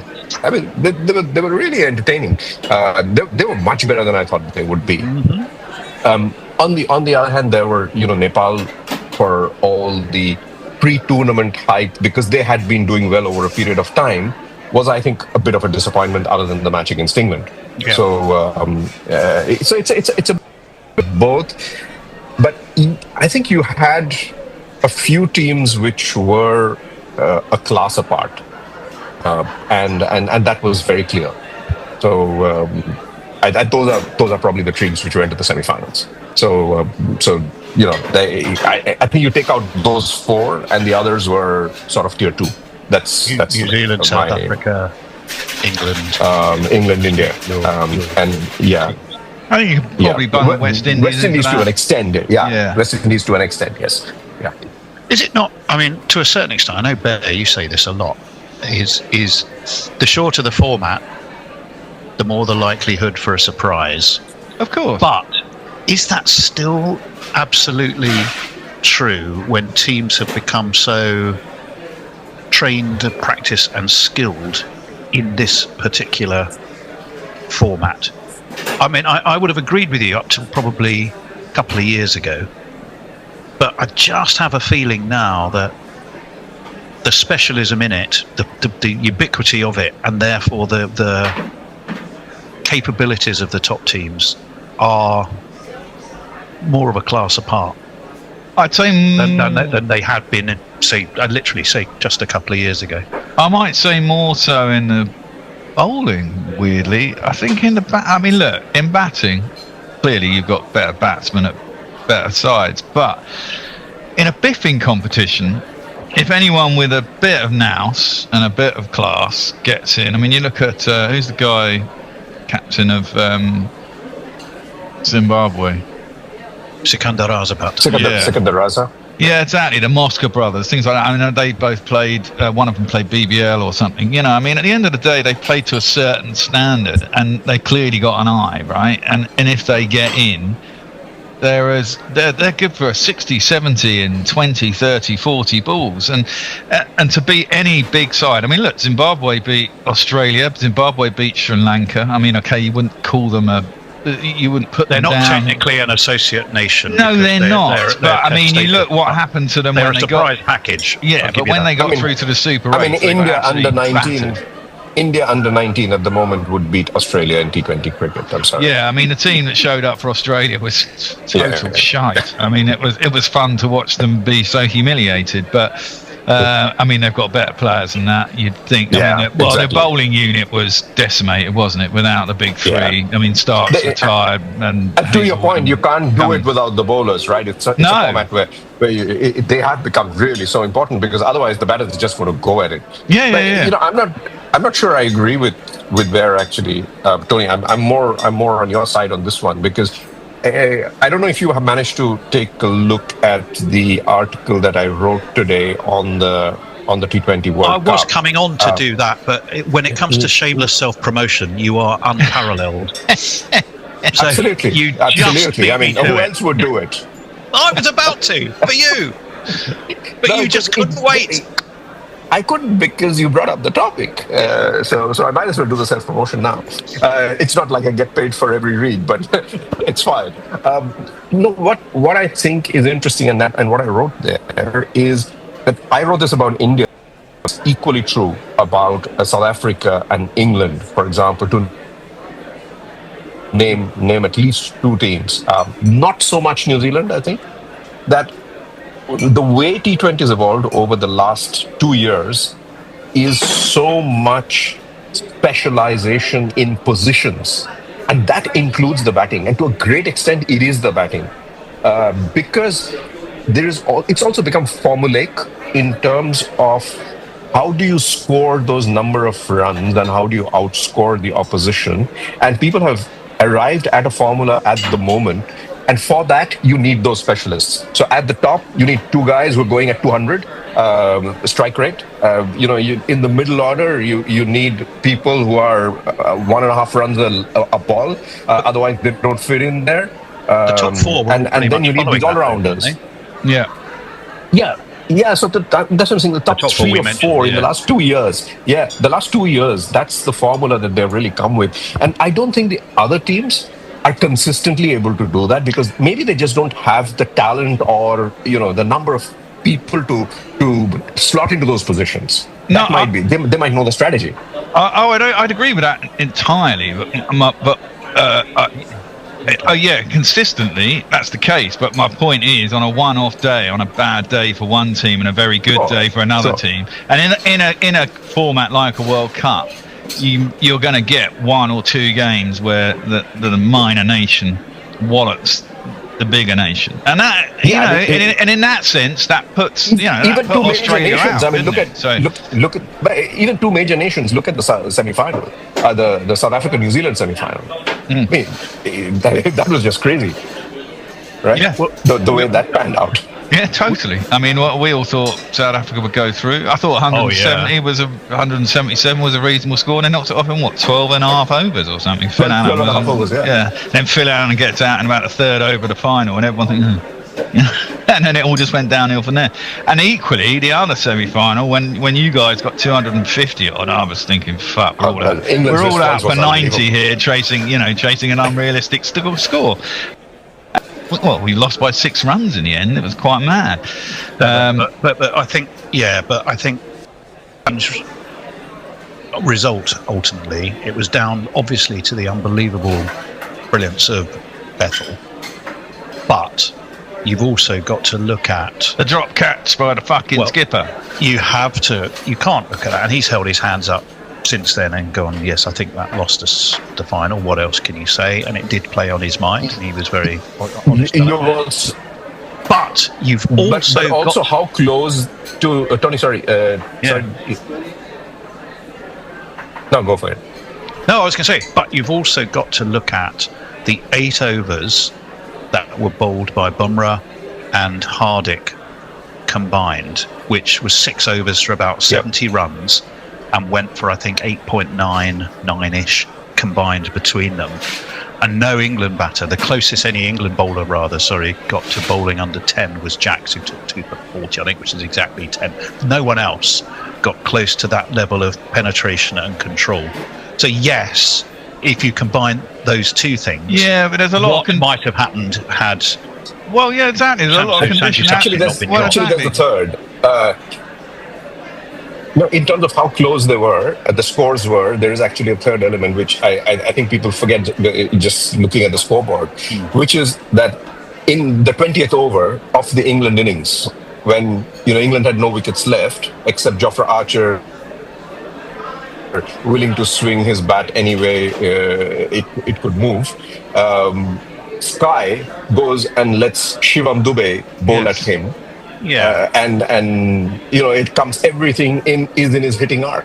So the third, whatever runs he scored in there and brought the 2 scores closer, it was a very odd decision to make. So you could actually have had a difference of 20 runs or something like that. Yeah, you could have done. But equally, I would say, no matter what you say, England's bowlers did go at that. But had that Sanju Samson wicket gone, and it was the 3rd over, I think India probably would have throttled back for a little bit, and you'd have had a couple of quieter overs.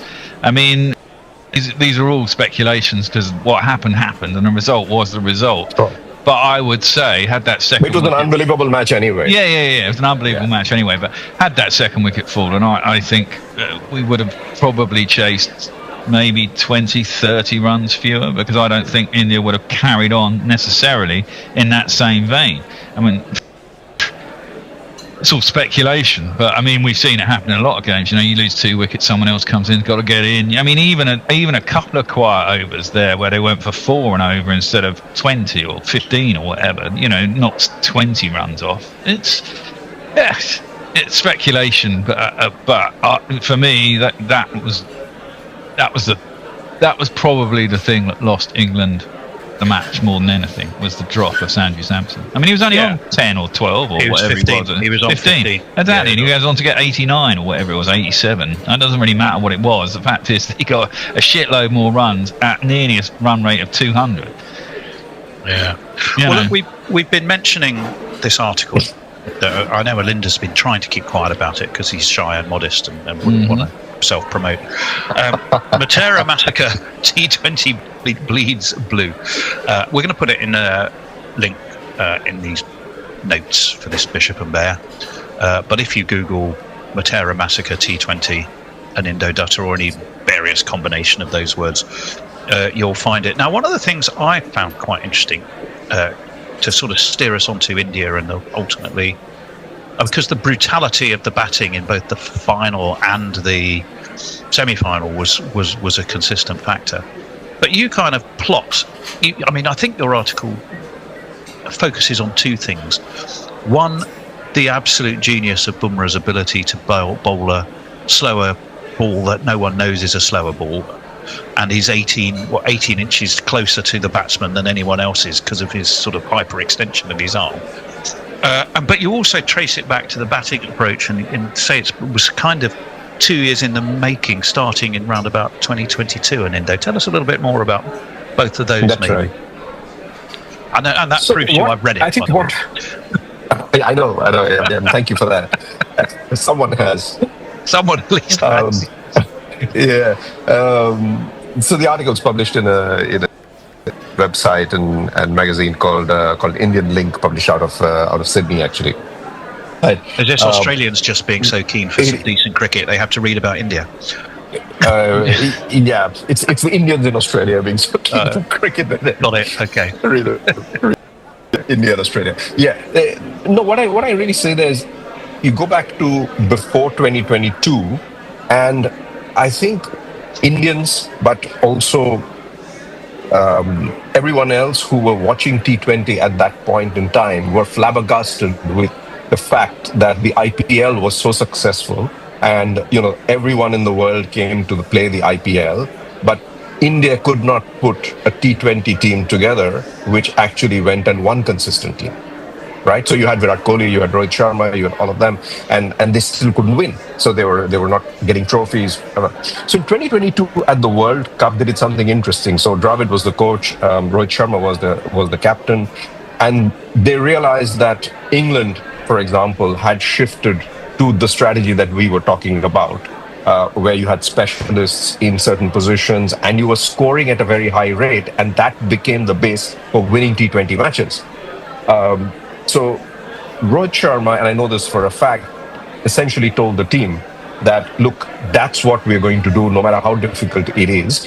And at that point in time, you had Rohit Sharma and KL Rahul opening the innings. You had Virat Kohli coming in at number 3. Now, Kohli's strike rate, if you looked at the end of his innings, was always very healthy. But what happened was Kohli would be scoring at 60, 70, 75 through 60% of his innings. Circ at the end, which is basically he got set. He's got to stop for times the camera's looking at him. It slows him down. So he was taking almost a Test cricket or an ODI approach, where he would get set in there and then he would go berserk, right?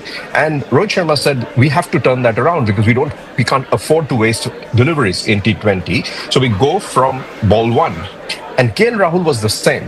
So when Rohit Sharma and KL Rahul opened, it was pathetic watching India play in that.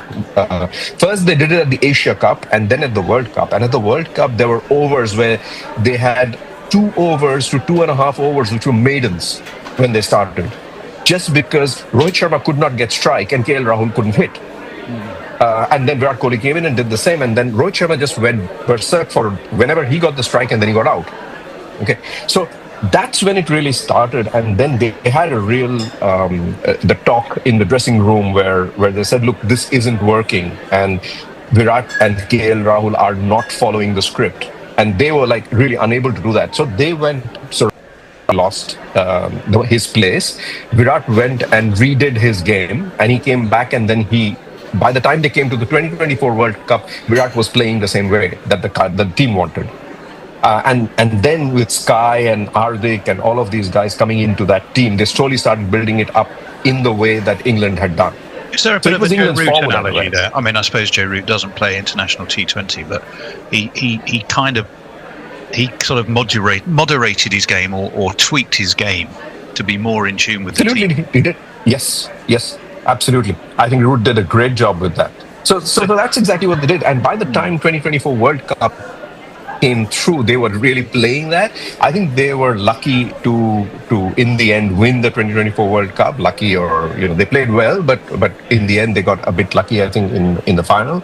But since then, once Sky took over, they had then become a team which knew how to play like that, and they had brought in all these young players from all over the country, playing the domestic tournaments, playing the IPL, who were backups to backups to backups. So now they have a bench which is really strong for each of those positions, and that's why you see the Abhishek Sharma, the Tilak Verma, Rinku Singh sitting on the sidelines. All of these guys, come through, and it looks like they're just a long talent pool, and they are all targeted towards specific positions in the T20 11.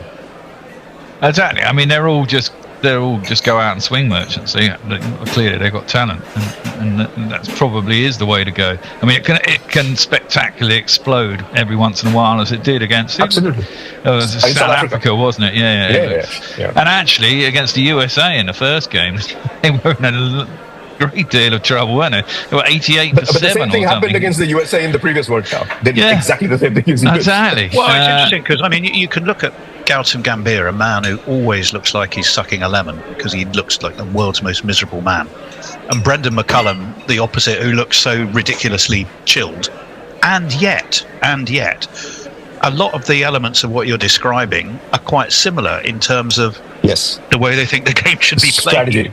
Yeah. Yes. The problem is that they don't have a Bumrah. So if you look at England... No, they do have an Archer, though. Well, yes, and does he have the consistency? No. If Archer bowls very well, England more often than not will win. The problem is, on a good batting track, he can go for plenty, and he went for about 60 in that semi-final, didn't he? Yeah, and but again, I go back. He's too easy to hit. Well, he was the man that Sanju Samson was dropped off as well. Okay, yeah, catches win matches. But as a general rule, I reckon... Bumrah's a special talent. Bumrah's unique, and he's exactly. I mean, he is totally unique. His bowling action is unique, but the point from delivery is unique. I don't think there'll be anyone like him coming along after. And India need to wrap him up in cotton wool if they want to win things, because he's had a lot of back injuries now, hasn't he, and all the rest of it. And he's only 31, 32, I think. Yeah. His career could well be over. And I mean, he might still play T20, but. You can imagine that his Test career might well be over. He can play 3 formats. Not everybody can have a Jasprit Bumrah. I think Archer is an extraordinary talent. But Absolutely. I think you have to think really, really carefully about the types of wickets and the opposition, because when he gets hit, he seems to lose the plot and he just keeps getting hit. And we've seen a bit like Varun Chakravarti in this tournament. Yeah. I was going to say, but he still ended up as joint leading like wicket taker. Varun Chakravarti, don't forget that. Pull yourself together, we have work to do. And by we, I mean you. The Devil Wears Prada 2 is out now to buy or rent at home. We're all so thrilled. Critics are calling it a perfect sequel. I am the new features editor at Runway. Oh-dee-da, Andy. Make your movie night iconic. Oh my God, just hide a feeling for once, please. The Devil Wears Prada 2. Not bad. Available exclusively to buy or rent. That's all. Right, it's looking lovely out there. Let's spark up the Barbie. Dad, it's 9 a.m. on a Tuesday. I know!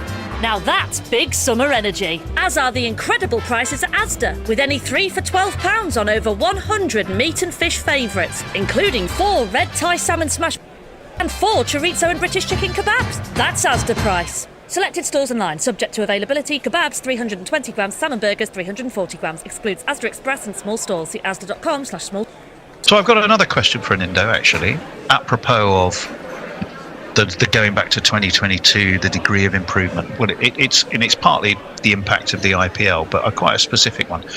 In the crowd, or in the hospitality area, was MS Dhoni. Quite amusing, because I think it was his charming wife who suddenly leaps up cheering, a huge level of excitement, and MS has to sort of grab her and gently tell her no, that wasn't actually a catch, it was somebody in the crowd that caught it, so this bloke's not out. So there was that kind of interesting conversation going on, but it made me think of all those times when we've watched MS Dhoni, who seemed to be playing only for net run rate and seemed to grind to almost a halt in his batting. If you had a young MS Dhoni, or a younger, an MS Dhoni in his now, would he make this India team? Oh, I think he would. He definitely would. He would probably make it as a finisher, rather than coming in early like Ishan Kishan does, for example, or Sanju Samson does. He'd be more a Hardik role, wouldn't he? He would be. It would be more like a Hardik role. I agree with you. Although Hardik, in recent times with his bowling has really proven to be useful. Like Tony was mentioning in the semi-finals, that 18th or 19th over, 18th over was, or 19th over, I think, was one of the things that really pulled England back in the end. Bumrah and 18th and his 19th, and 2 spectacular catches by Axar Patel actually as well. Things that stopped in the tracks. And they were so spectacular that I was watching the commentary when I was off Guerrilla Cricket commentary on for the finals, and every time the Kiwis dropped a catch or couldn't get to a catch, you had Ian Bishop commenting. Akshar Patel. Akshar Patel. I mean, they were two spectacular catches, and they were so important as well, because I mean, the second one in particular. I mean, Harry Brook was early in his innings, wasn't he? And he tracked back an awful long way, but the one that got Will Jack seemed to be set, and that ball was about to creep over the boundary, and he just about got there, and then flicked it off to someone else. I mean, it's a spectacular catch. He was having a fantastic day. He was having a day. Away from India, you can't take anything away from Bumrah. What about that? I mean, yes, you can talk about money, and you can talk about global power, and you can talk about some degree of favouritism with the ICC and all that stuff. But the fact is, it'd be very hard to argue with them as not being totally the best team in the world at the moment at that in the T20 format. How much does the IPL though itself really contribute to that in terms of skills, approach, honing players? Because everybody plays in the IPL, yet India seem to get the best of it somehow. I think there's a big difference, Tony. There is a very big difference, because yes, everybody plays in the IPL, but there are a limited number of foreign players who are picked in the IPL. 80% of those foreign players are already established players. Yeah. Let's say 20% are talent-spotted players who managed to get into the IPL. So, for example, the lanky South African left-arm fast bowler. The importance in this competition specifically, or the difference between spin and pace. Now, I think New Zealand made a big mistake in their semi-final, in the final, of bringing in Duffy for McConkey. A fairly military pace bowler for a spinner. I don't think that helped them at all. And I think England made a similar error in not having, after Rayan Ahmed had batted so well, I thought he would have been a better option for the semi-final against New Zealand than Overton would have been, if I was honest. It was also interesting to see how different the conditions were between Sri Lanka and India, because traditionally you think India, it's going to turn, it's going to be a dust bowl. I mean, that's the perception you get from. Yeah, but that's for Test cricket. It's different. T20. But you did notice a massive difference, slower, more pronounced turn in Sri Lanka versus considerably less a lot of the time in India. India, the deck seemed to me to be more geared to smashing the ball hard. Yes.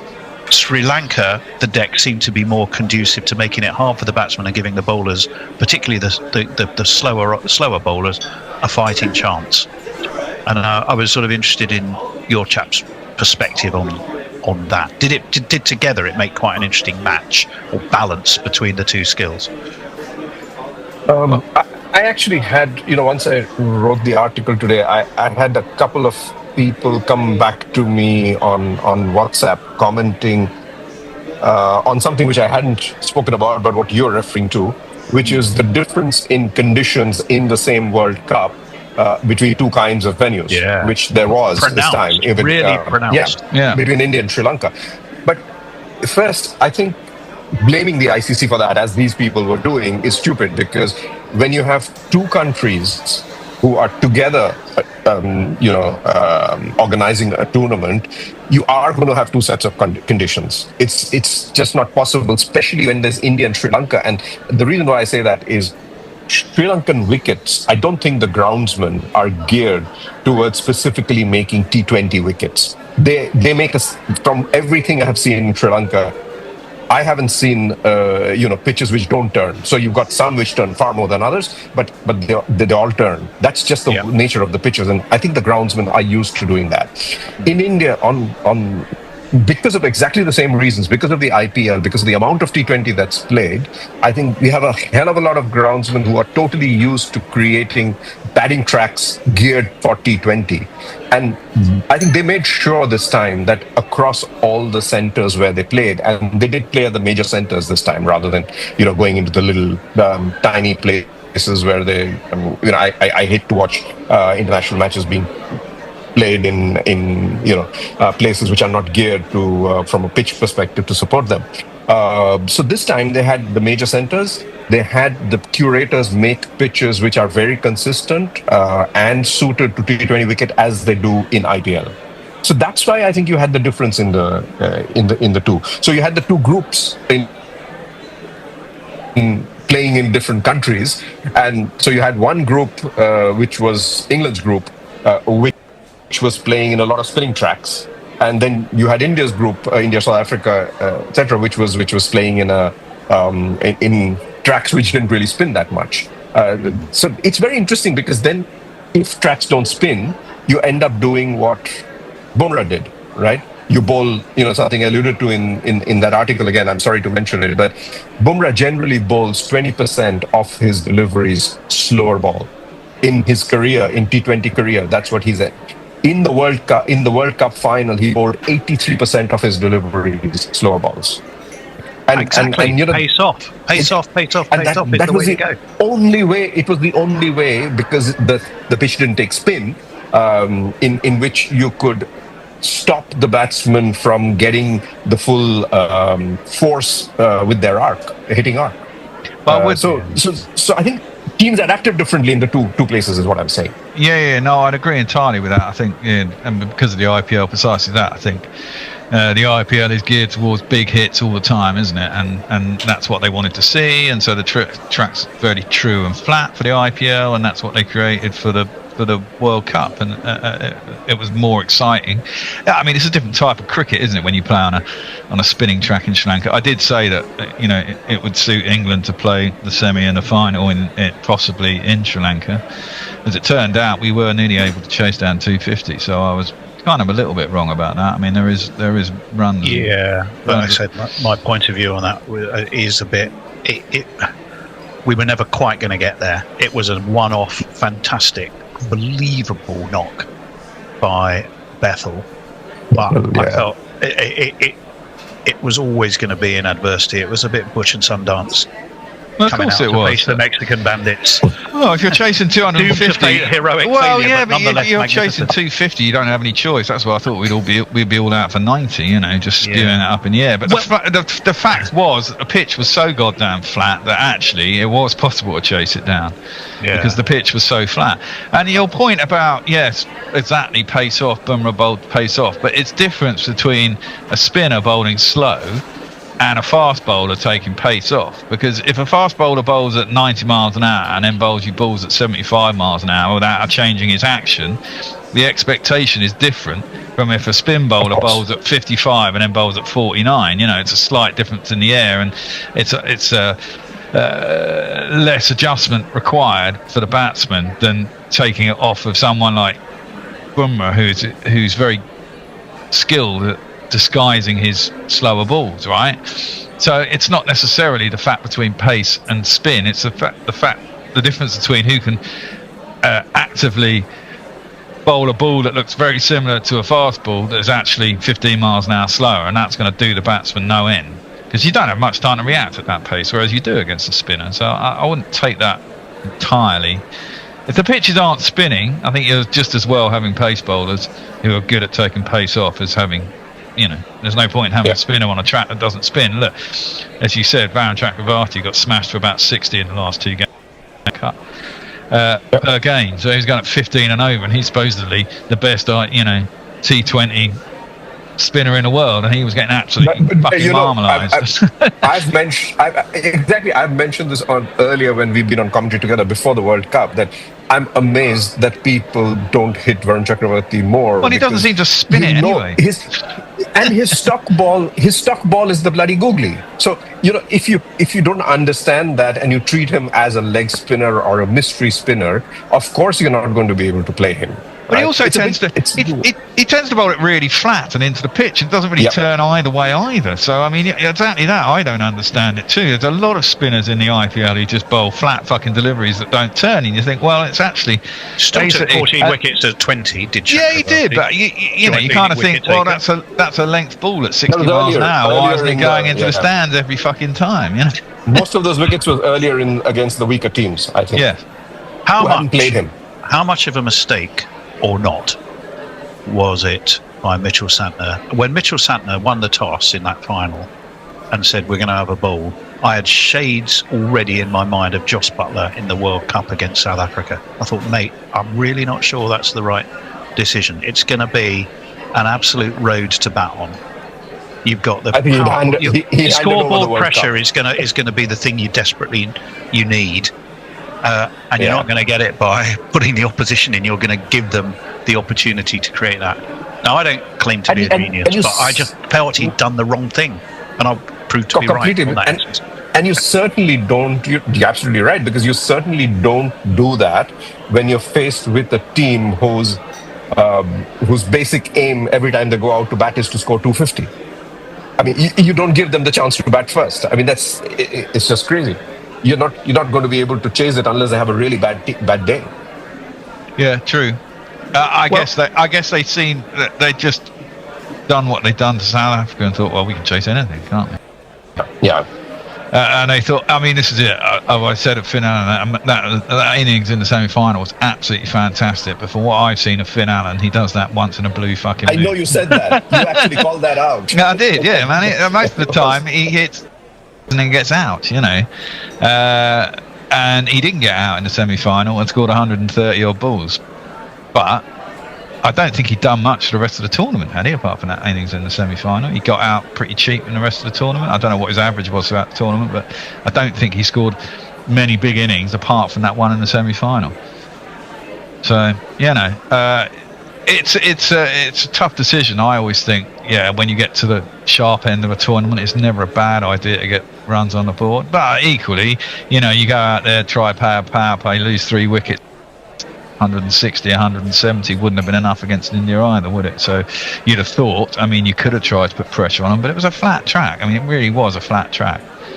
So, yeah, well, that's why I would have batted. Right, well, shall we see if we can, as a group of 3, agree on who our Guerrilla awards go to for the tournament?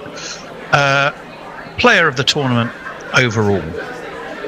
If I look at batting, there's a few. So, batting-wise, I mean, I look at Shahzad Farhan, who basically carried Pakistan on his own. Tim Seifert, bit of Finn Allen. Sanju Samson, hard to look past. Big mentions for Markram, Jacob Bethel-Brook, but their contributions tended to be more isolated rather than consistent. Likewise, Shimron Hetmeyer. A huge, massive honourable mention for our friend Brian Bennett, who he averaged 146. I know, he was only out twice. He couldn't get him out. They couldn't get him out. Plus, he was involved in the best interview of the tournament after he got his 97 not out against India, when he was asked by some idiot journalist, why didn't the team give Bennett get a chance to make his 100? And he had to tell this bloke, I am Bennett, which I thought was which I thought genius, really funny. But and then I'm in bowling, you know, and I guess I kind of feel in my water the way we're likely to vote, but I might be wrong. You know, you can't look far past Bumrah, but I'm going to put a hand up for a couple. I'm going to put up Shadley Van Schalwick. He only lost his leading wicket taker of the tournament, having not even, you know, qualified for the Super 8s. He only lost it when it came to the final. I know. Who are you getting wickets against, though? Well, he got 4 against India. He got 4 against India, and I think he got 4 in the next game. Am I right? An Indo. I think, well, he got 13 in all, didn't he? So he must have got a 4-4 and a 5. Yeah. He got a couple of. He did get a couple of forfers. I'm just trying to remember who. Well, then he played 3 games, didn't he? So he must have played. He must have got 4-4-5. Must have got a 5 for as well. Did he get them against? But 2 of them would have been against fellow minnows, as it were, probably. Well, definitely 4. He got a 4-4 against India. I remember that. They played 4 games in the first bit, didn't they? Actually, let's have a quick look. It was 4 groups of 5, wasn't it, to start with? So yeah, they played 5. They played 4. They played 4 games in the first thing. So Shadders, he got 4 for 25 against India, and he rather liked that 4 for 25, so he decided to go and do it in the next game against Pakistan and got exactly the same, 4 for 25. He found Netherlands a bit tougher going. He didn't want to start a war. 3 for 21. Discriminating. In fact, he gradually got a bit worse, but was never bad, and he finished with 2 for 30 against Namibia. Okay, but you've got to look at, so if you were to say Shadley Van Schalwick, tall American pace bowler, he's going to be bowling against India, Pakistan, Netherlands, Namibia. Where do you think he's going to take his wickets? How many people would have gone? He's going to get most of them against India and Pakistan. They just wouldn't. So that's why I'm putting my hand up for him and Brian Bennett as perhaps the outstanding package tournament of the tournament. I'll go for those two for the lesser team awards. Yeah, definitely. Yeah. But for overall awards, I'd probably say Bumrah for the best bowler. Yeah. By a mile. Best batting, I'd actually have to, even though Sanju Samson didn't do it maybe all the way through the tournament, the way he handled the semi-final and the final. And actually, what was the quarter-final essentially against the West Indies? You got to hand it to him. He got 3 scores of 80 and 90 in 3 games in a row. That shows real character in 3 knockout games in a row. Exactly, and for me, that makes him batsman of the tournament, really, because when the pressure was really on and the requirement was really there, and in each of those innings, his run rate, his scoring rate was close to 200 as well in all those innings. I mean, to do that 3 games in a row. And the Harry Brook drop was really the only black mark in 3 innings, across 3 innings, which is remarkable. Yeah, exactly. So, I mean, for me, he'd have to be batsman of the tournament. So are we? Who was this? Samson? Are you saying? Yeah, I'd say Samson. Just because he did it when it counted, he did it at the sharp end of the tournament. What you do in the meantime, qualifying and stuff, you could afford to lose 2 games to get there.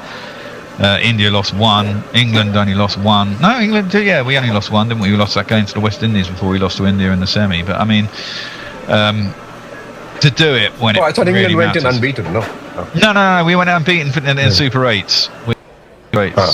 I mean, you got to say England. I mean, England's actual tournament was probably the most exciting of all the teams, because pretty much every game was a victory by a very small margin. Right? I mean, Scotland, or a loss by Italy, and Nepal. Well, the point was a bit of a level set. Yeah, but that's not the point. The point we can't give you any more passports, but we'll give you an almost win. Yeah, exactly. But the point is, when you watch a T20, you want it to be exciting, right? You want it to be close, and if you go by that specification, England's was the most exciting tournament because they just beat Nepal, they just beat Scotland, they just beat fucking Italy, From the producers of Baby Reindeer comes Alice and Steve, exclusively on Disney+.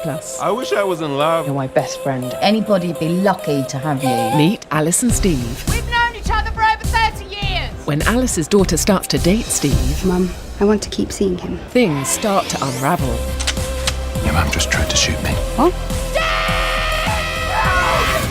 Alice and Steve, a Hulu original series, exclusively on Disney+. 18+ subscription required, T's and C's apply. At Betfair, we know that nothing is certain in football, least of all when it comes to England.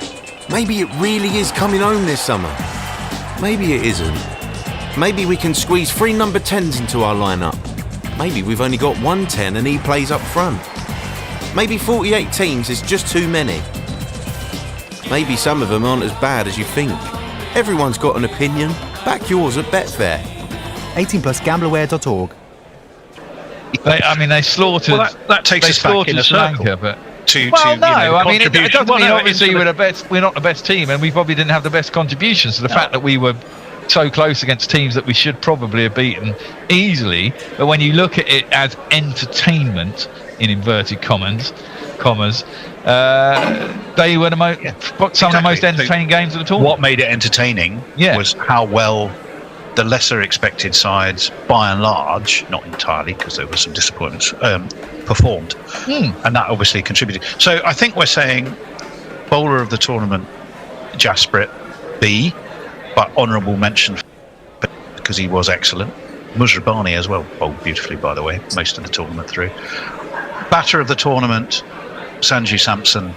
Honourable mention for our friend Brian Bennett. Brian Bennett's only 22. Someone's got to snap him up for other formats.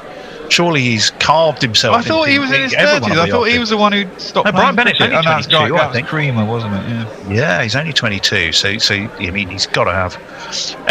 Is there a villain? Is there a player who really just tanked? I mean, I've got one in mind, and I bet you know who it is. Butler. Tank? No. Well, Butler's just disappointing, and I think,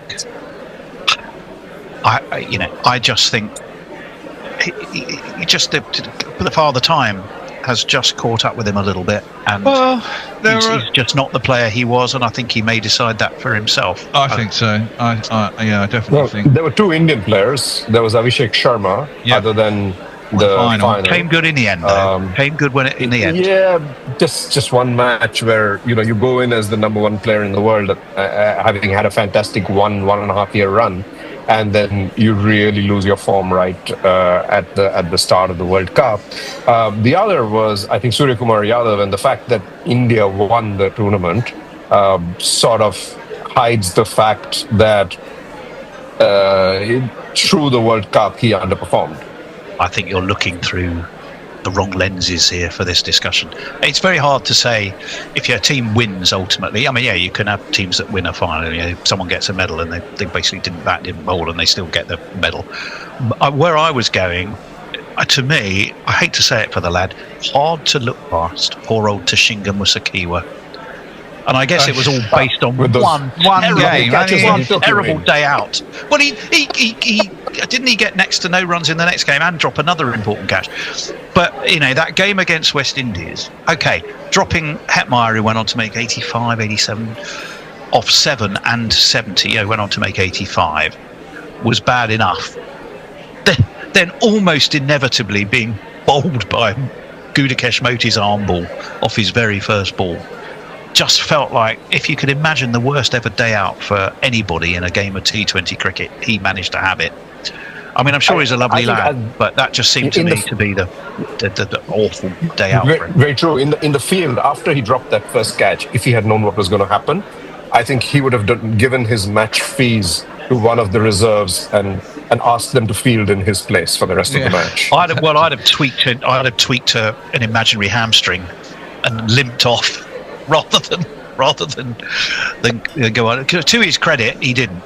He brassed it out. But, I mean, one of those catches he clearly didn't see, because on the replay he kind of puts his hand out like that, so he's clearly lost the ball. But that was at the ground where they say it was quite difficult to see. There was a fair few drops at that ground. Can't remember which one it was. That's not where Harry Burke dropped the absolute sitter that basically dropped straight into his hands. But there we go. That is life. Happy surprise team. My happy surprise team's got to be Zimbabwe. They're not an associate. They are trying desperately to re-establish what was once, remember, a very proud and strong, Andy Flower, the Street. They had a period, didn't it? Either side of that was pretty shite. But if you look at Bennett, Musrabani, the captaincy of Sikandar Razabat, I thought they were fantastic value. They got overpowered, but nothing to be ashamed of in the Super 8s. I'd put in a whacking great honourable mention for Italy. I would too. That's what I was absolutely. I mean, who expected that? I mean, yeah, it's fair to say that they were a team. I loved watching them play. I have to say, I really loved watching them play. But it's just something on Zimbabwe. I want to give a call out to my friend Lalchan Rajput, because what Zimbabwe is today, with the players that they have, especially the young black players who've come through, including Musrabani, were discovered on Zimbabwe's local club cricket by Lalchan Rajput through COVID, where he was the coach of the Zimbabwe team, which had been banned then by the ICC. So he actually stayed there for 2.5 years. And I know for a fact he would come back to Mumbai, when it was allowed, and he would take back cricket balls from here because they just could not supply them with cricket balls because we didn't have enough. So on his personal account, he would take cricket balls from here so that the team could practice. So, huge shout out to him that for what they are today. I mean, he's the UAE coach now. But he spent like 3.5 years with the Zimbabwe team. Yeah. Well, the other thing I'd say about Italy was I've got a bit of a soft spot for them because of when Gareth Berg was the coach and saw them. I saw one of the Moscas. The younger one, I think, got a fantastic ton when I watched them in Jersey in World Cup qualifying a couple of years ago. So I would say and it was lovely to see a lad from Molesey Cricket Club out there playing against England. He didn't do much. Campo Piano. who somebody said sounded like either an Elton John or a Liberace tribute act to Campo Piano. But he was definitely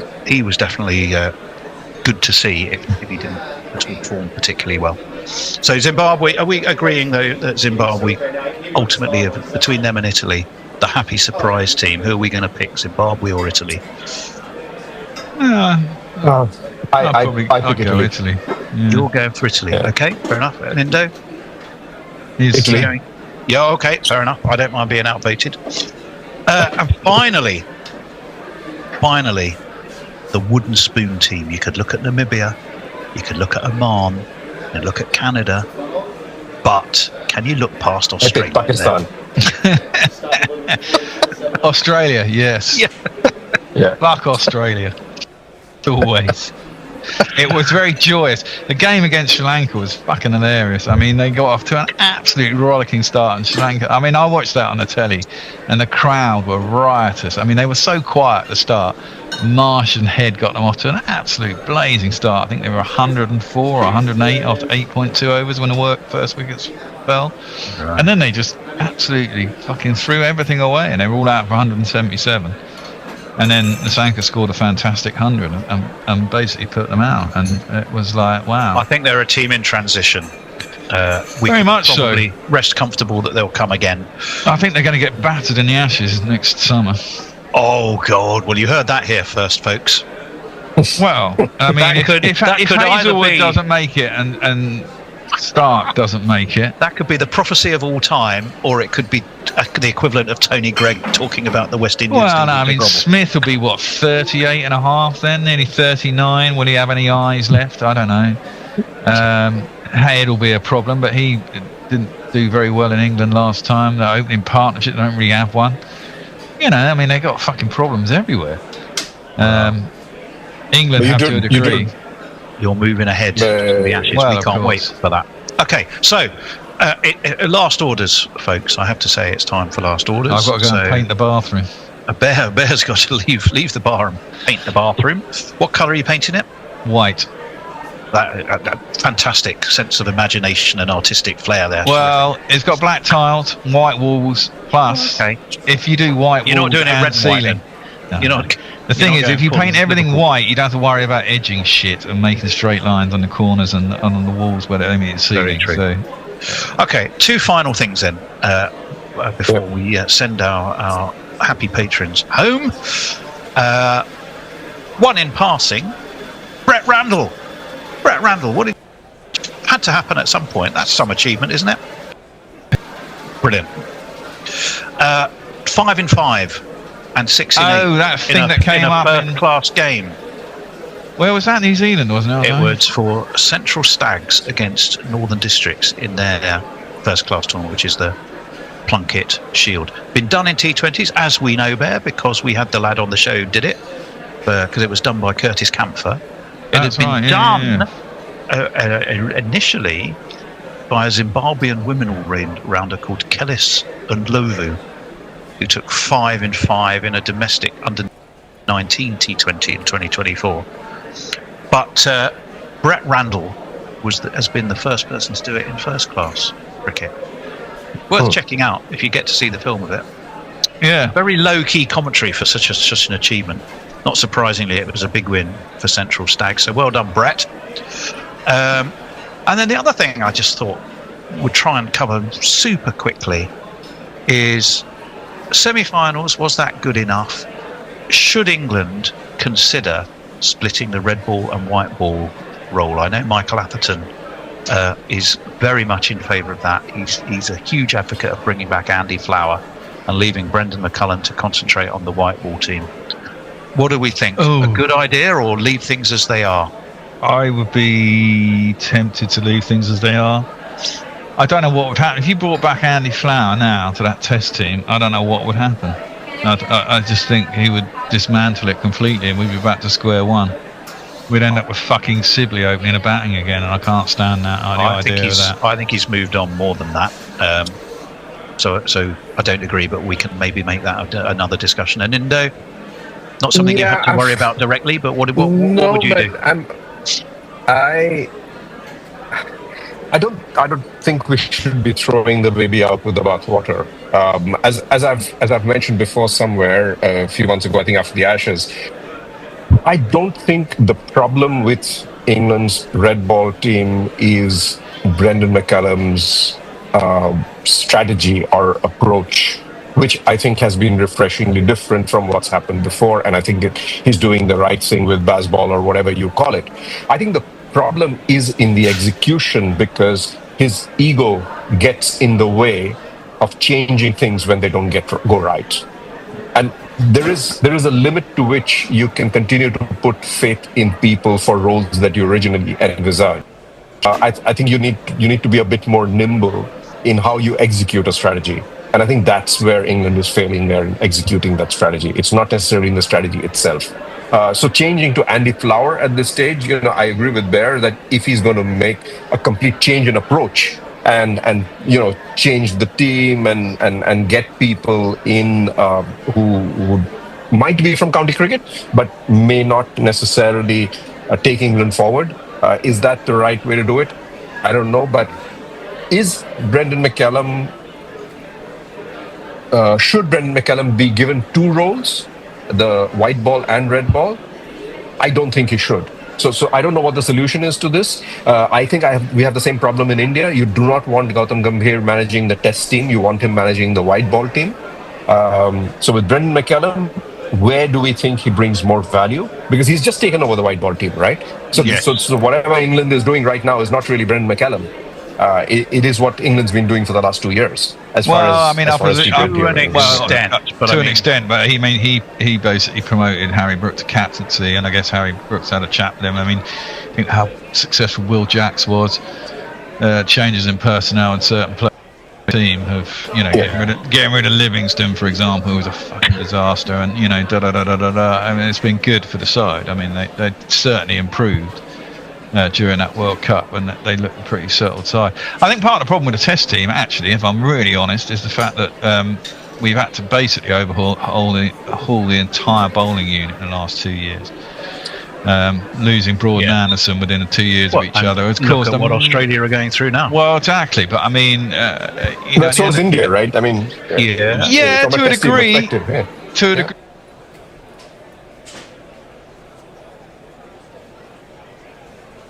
But it creates way to do it. I don't know, but is Brendan McCullum? Should Brendan McCullum be given two roles, the white ball and red ball? I don't think he should. So solution is to this. I think we have the same problem in India. You do not want Gautam Gambhir managing the test team. You want him managing the white ball team. So with Brendan McCullum, where do we think he brings more value? Because he's just taken right. So whatever England is doing right now is not really Brendan McCullum. It is what England's been doing for the last 2 years. To an extent, but he promoted Harry Brook to captaincy, and I guess Harry Brook's had a chat with him. I mean, think how successful Will Jacks was. Changes in personnel in certain places in that team have, getting rid of Livingston, for example, was a fucking disaster, and I mean, it's been good for the side. I mean, they certainly improved during that World Cup, and they look a pretty settled side. I think part of the problem with the Test team, actually, if I'm really honest, is the fact that we've had to basically overhaul the entire bowling unit in the last 2 years. Losing Broad and Anderson within 2 years of each other has caused what Australia are going through now. Well, exactly, but I mean, so is India, right? I mean, to a degree. To a degree, but it creates problems because for that England attack that went to Australia, the best part of them have probably only played less than 20 tests between them, 20 tests each, if that. Cart hadn't. Tongue had only played a couple of tests last summer, and so we're trying to find the next. Basically, I mean, going back to the 80s and 90s and watching England cricket, the amount of fucking bowlers we saw over those periods who was going to be the next big thing, and worked out for a couple of tests, then got spanked around the park and moved on. Actually finding bowlers who settle in at test level, who become consistently good, is a fucking hard thing to find. I mean, it is very hard. You know, you're trying to replace Broad and Anderson, who took 1,300 Test wickets between them over a period of 15 years. I mean, they were pretty much the England bowling attack for the best part of ever since I've been doing Test match sofa and Guerrilla Cricket, which is the best part of 16 years. 17 years. Those two have been. Plus, it's not like county cricket throws up real fast bowlers regularly, right? Well, I mean, to be fair, they've been trying to do that. Well, sadly, the game is over. It's been abandoned, and we will have to come back some other time to try it all over again. Anyway, thanks for all you people who listened in, including all the people who are listening to the podcast whilst the rain was falling, and we will catch you again shortly. So bye for now. Just one quick thing, Jason. Guerrilla Cricket. Whoa, Guerrilla. Take guard, man the barricades, patrol the cover boundary. At last the time has come, this is a cricketing emergency. Hear this call to arms for every cricket revolutionary. Take up your bats and stumps for the test match insurgency. At first they tried to silence us, but we would not be silenced. They threatened us with lies, so we threatened them with violence. Che Guevara, Sangakkara, Joseph Stalin, Douglas Jardine, Robespierre, Darrell Hare, Vladimir Lenin, O'Brien Kevin. Guerrilla Cricket. It's not about the winning, it's about how many